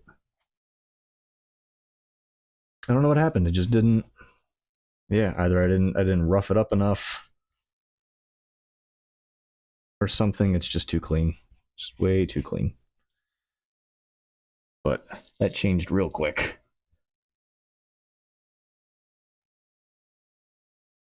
Just go ahead and do the top of the head first, and the snoot.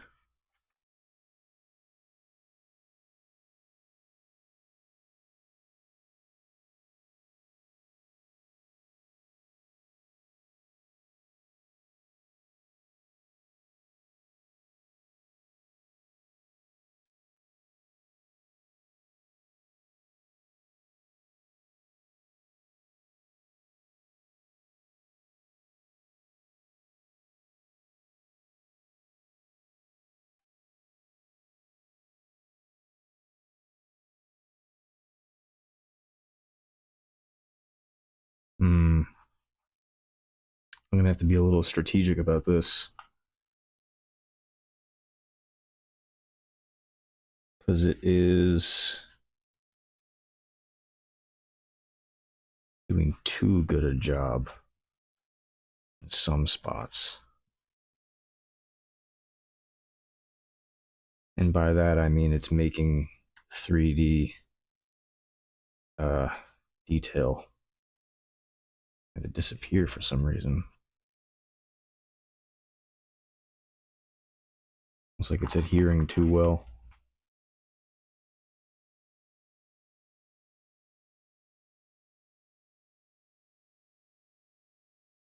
I'm probably going to take a lot more of the weathering off the skull than I did the lower jaw.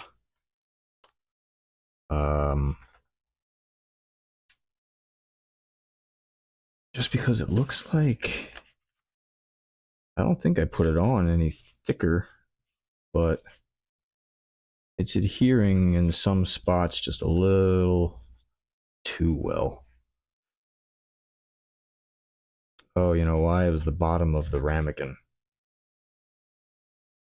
I thought I was mixing it the whole time, though. I thought I made a mental note to not forget to do that.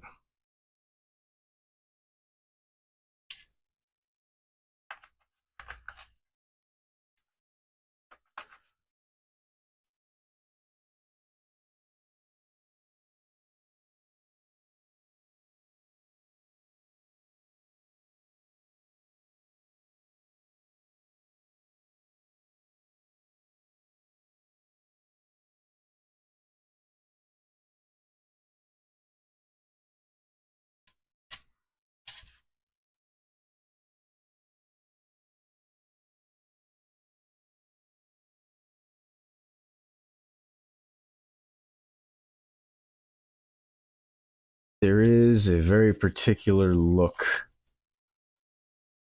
that comes with some of these weathering jobs, and the specs and the detail I'm trying to avoid is, I don't know if you can see, kind of like right here. There, I mean, there are spots that like look like I did what I'm doing. You know, instead of like looking like natural weathering, there are spots that look like, you know, someone hit it with something and then just did a really bad job cleaning it. Which I guess is what weathering a prop is.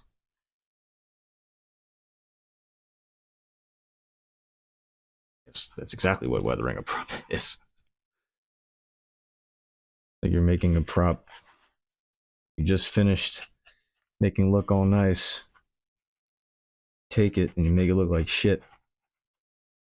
And then you do a bad job of cleaning it up. And that makes it look more real. That's weathering.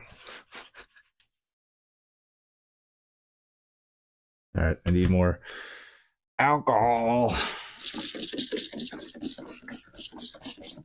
If when the surface of the prop starts giving the microfiber towel resistance, that means I waited too long to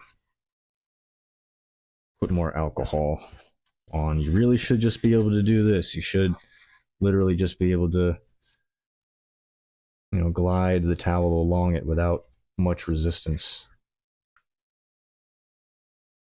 Just gonna get gums while I'm here. Make sure this area turned out the way I hoped, which it looks like it did. And I think that light coat, that light little wash on the teeth before this one actually did lighten those spots up and kind of yeah, because before it was so dark and there was just no difference, and I didn't see a difference in the uh some of the paint used on the teeth compared to some of the paint used on the rest of the prop. And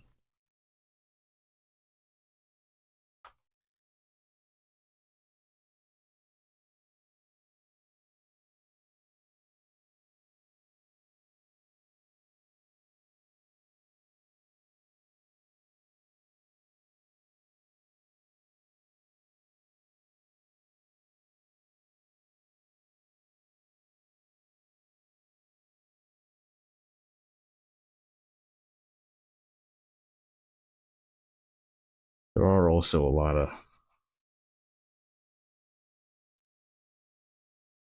lot of low spots that I don't think I intended on this side anyway. I haven't even gotten to the other side yet.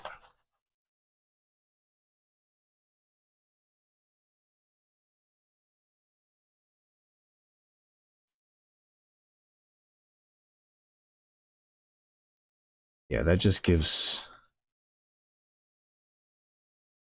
so much more definition to the overall shape of it and the overall color of it. Like it just, it's that last finishing touch that brings it all together.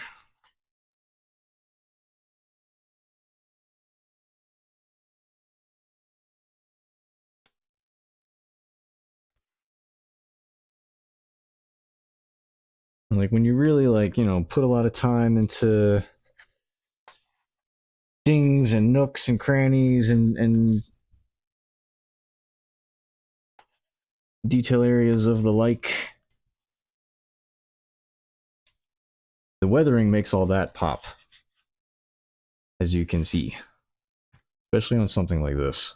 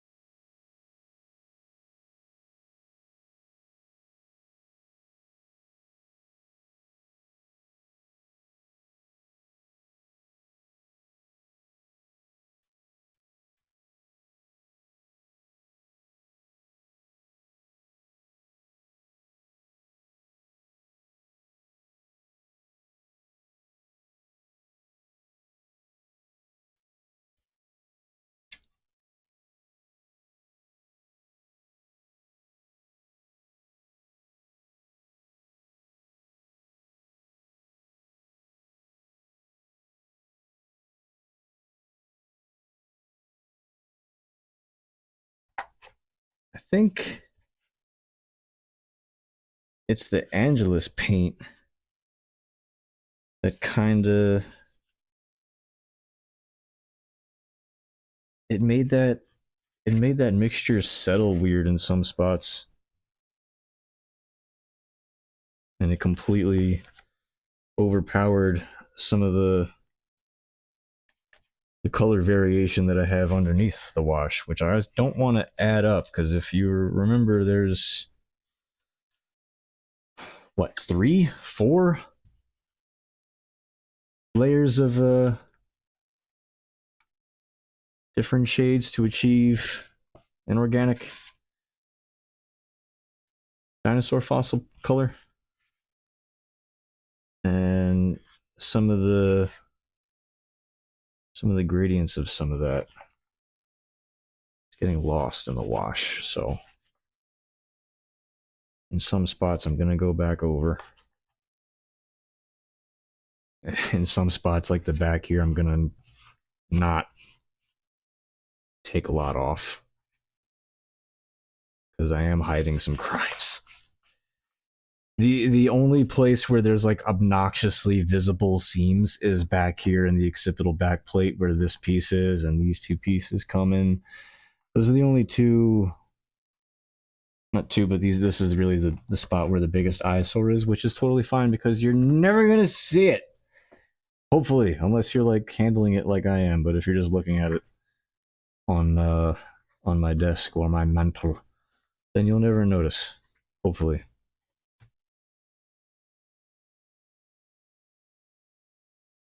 Puppy, what are you doing down there?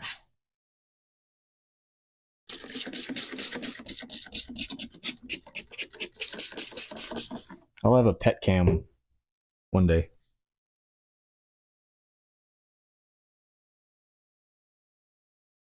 So yeah, there's some spots I'm just gonna go back in and just be a little more aggressive. Get a little bit of my palette back.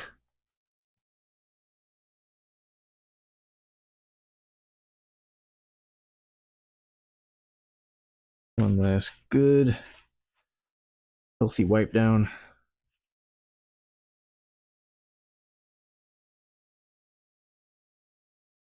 And I don't want to do any more than that. I don't want to remove too much, obviously. Some spots I just want to... You do want to kind of blend it. You know, you don't want it to be accumulated too obviously in too many spots.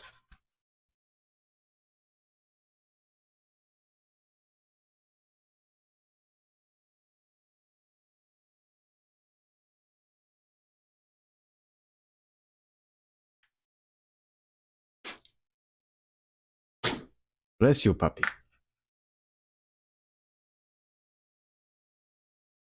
Bless you, child. Salud.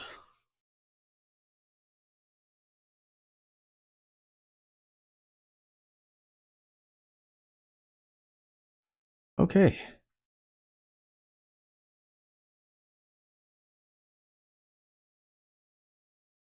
Oh yeah. The next thing is, yeah, I just gotta go over. That's done. Don't need this or these or these. Oh. Let me get the jaw.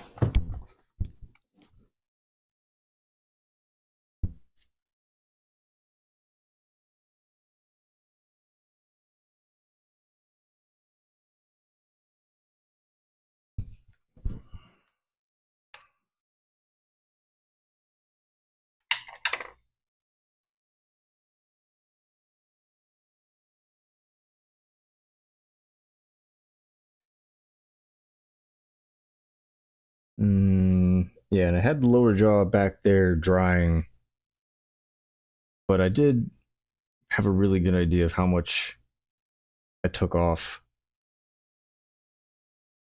and where.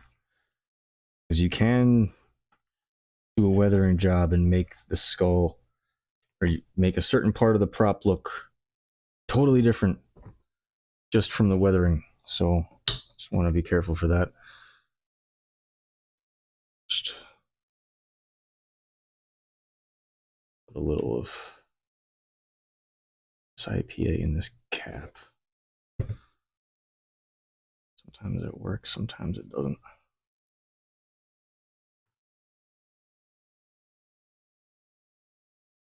And get some on the bristles.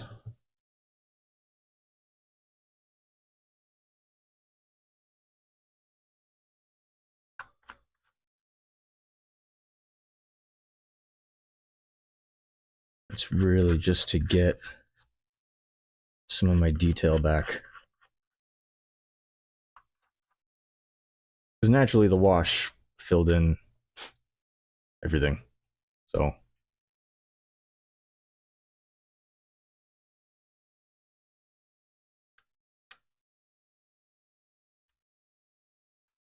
also carefully do this without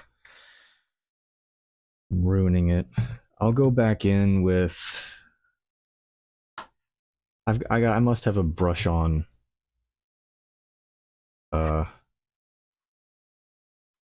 gloss around here somewhere. Just gotta find it. But hitting this with IPA is gonna cloud it a little bit. Well, no, that's not too bad. That's not too bad. And it toned down the cracks I wanted to replicate, so that worked.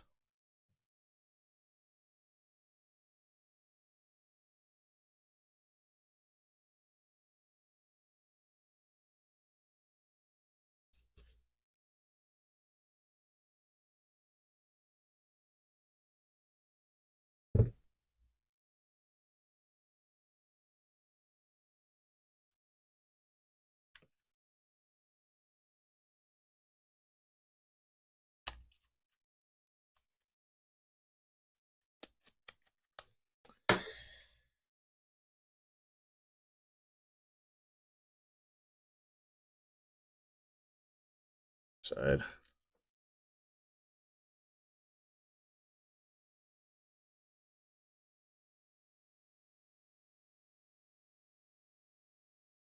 It's a little more overpowering than I wanted it to be. Just on the teeth. Everything else, the wash did exactly and turned out exactly how I thought it would. It's just this.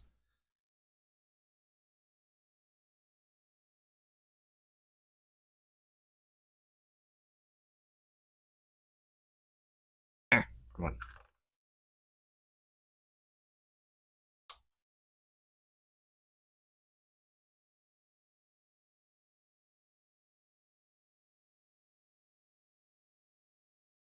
Okay. Think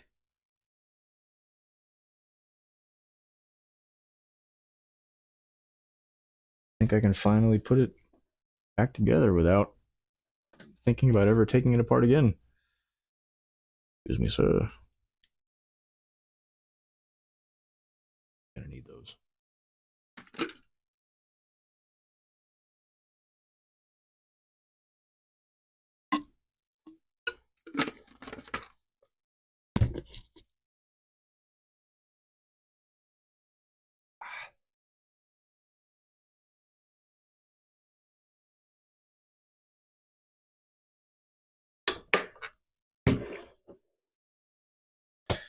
All right. One washer, two washer. Where are the heads? There. You.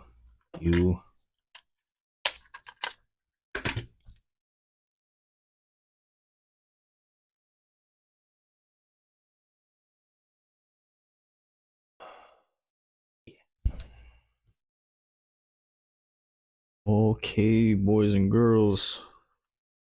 ladies and genitals.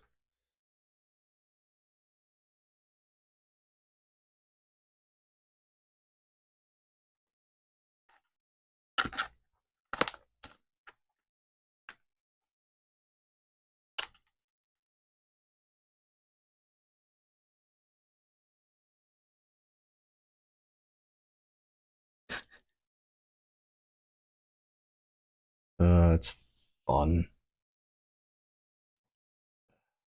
Here.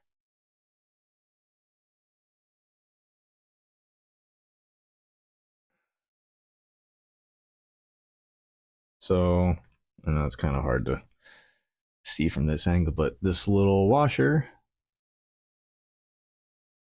goes over the screw there. Oh, did I not make that big enough? Phrasing. Maybe two.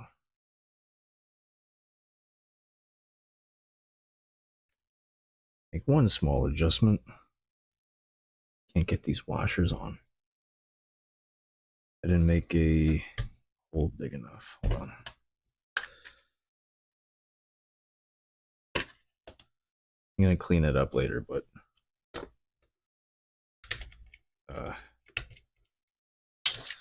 I'm more concerned with seeing what this looks like all put together. And that includes the washers. There.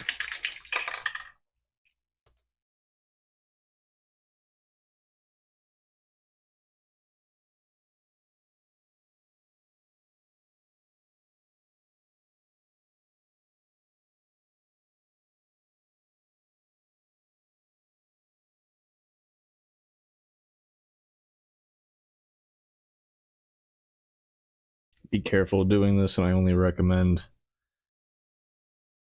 making an impromptu hole like this if you really need to. But essentially, I'm just removing material from the inner diameter of this washer by just kind of twisting a X-Acto blade back and forth in it, which is cleaner than punching it with a screwdriver, but still dirty and doesn't look nice. Okay, are you all right? I heard your ear hit the wall. You good?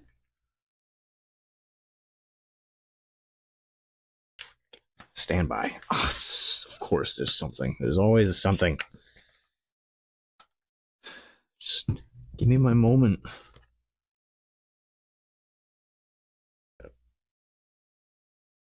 Punch this just a little bit.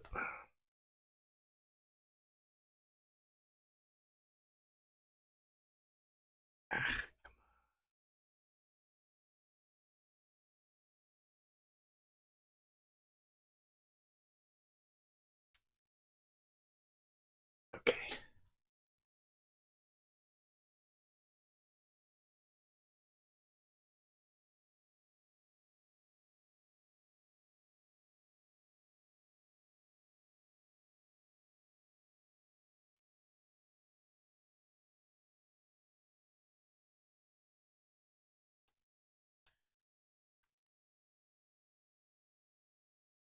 It's okay.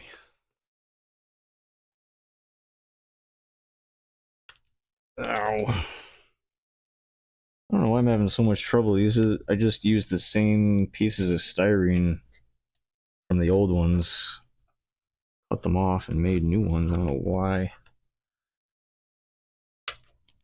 They're giving me so much trouble. What was that about?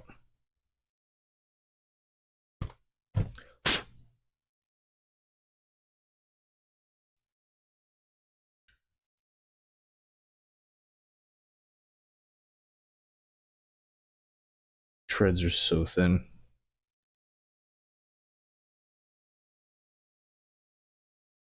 Okay. Let's try this again.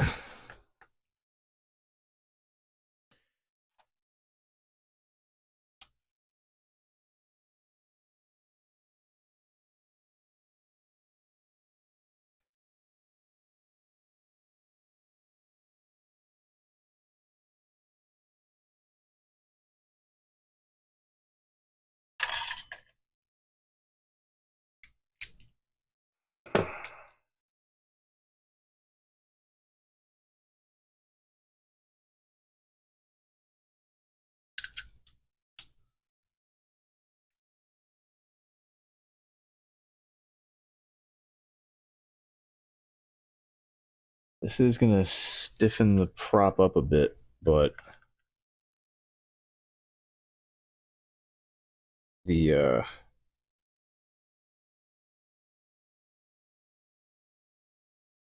found not having the hinge too loose was better.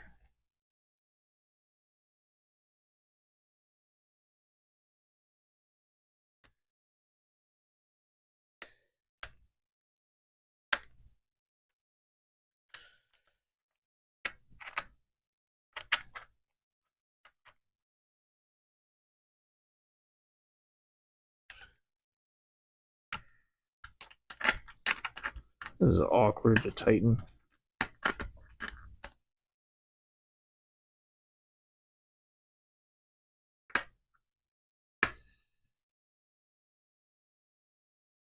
Okay. I don't want to go too tight because this is still just EVA foam. So, I don't want too much friction.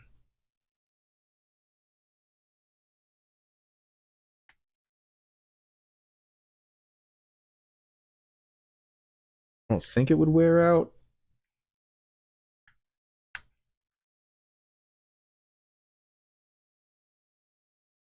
But I don't want to find out.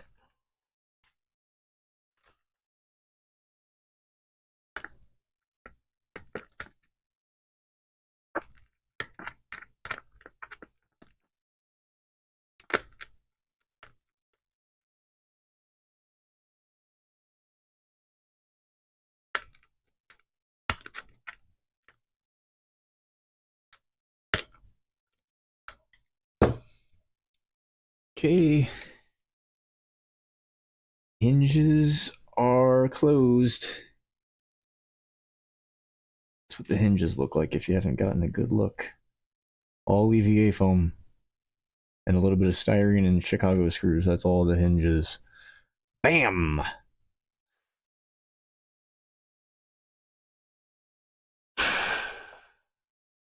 There it is.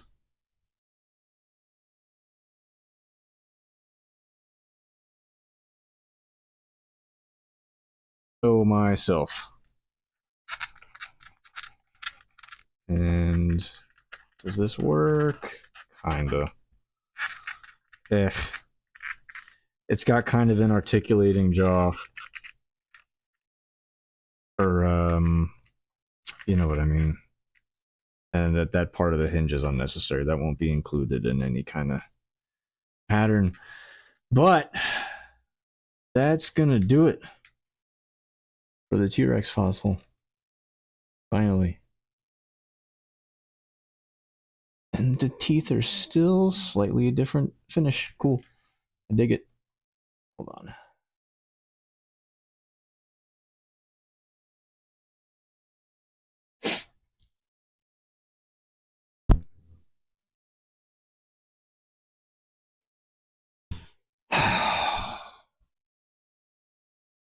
Wow.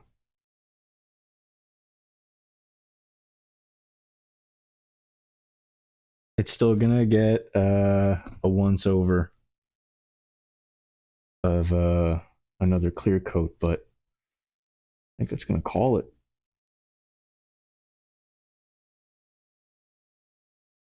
What do you think? Not bad, right?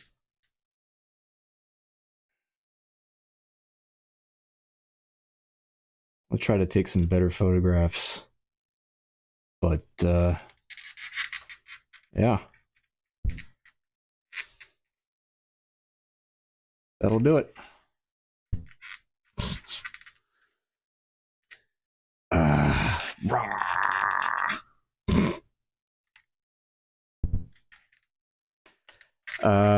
If I do end up making a stand, which I should, I have, and it'll be really easy to do, like either honestly a round or wide enough slab of XPS foam and a length of wooden dowel. Just like that is really all you need, and you can have it as high or low as you want on your desk, mantle, whatever. Uh, or if you want to use it like as a hood ornament, like I'm gonna. I wish. Uh, I always wanted a cool side note. I always wanted a cool hood ornament on my car, like from Mad Max or just something even something like this. And I just know it'll disappear the same day. So I haven't. One day.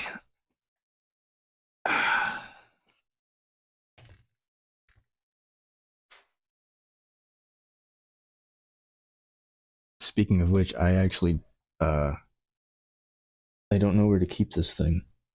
You know that it's done. It's wherever it's been hanging out is just where it's been hanging out while it's a work in progress. Now that it's finished,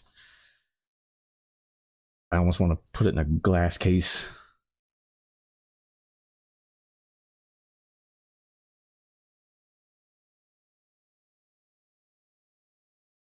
But yeah, finally did it.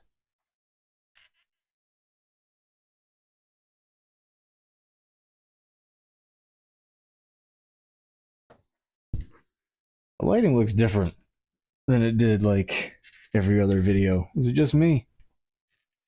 Probably just me. It's fine. But yeah, that's gonna do it on the T-Rex skull. It's gonna get another coat of clear coat just to lock in the last layer of weathering that was done to it. But yeah, whole lot of work and a whole lot of satisfaction at the end of it, for sure. And now I have a T-Rex skull. And at a first glance, you know someone's gonna be like, is that? And I'll be very, very, very complimented.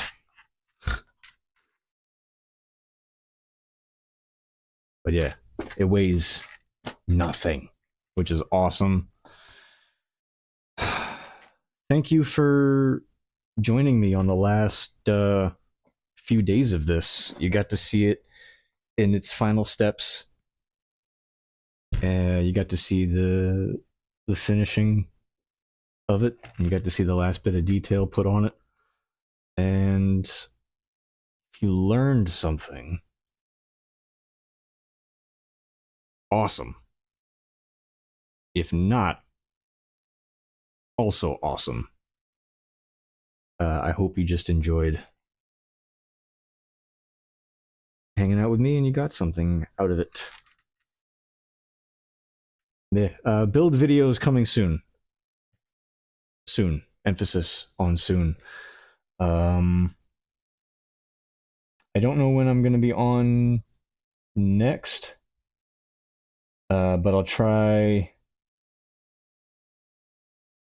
to be on sooner rather than later. I got a few things that we could work on, but I gotta pick something. But I'll probably be back on next week. I'm gonna be taking some really nice photos of this in the meantime. But once again, thank you so much for joining me and watching me and checking this out. And I hope you have a good day. And maybe this will inspire you or somebody to try doing something like this on your own, because I don't know about you, but I can't afford a real fossil, and I don't have a 3D printer or a CNC or even a drill press or a bandsaw. This was done completely analog. I touched up the patterns in Inkscape, but that's as digital as you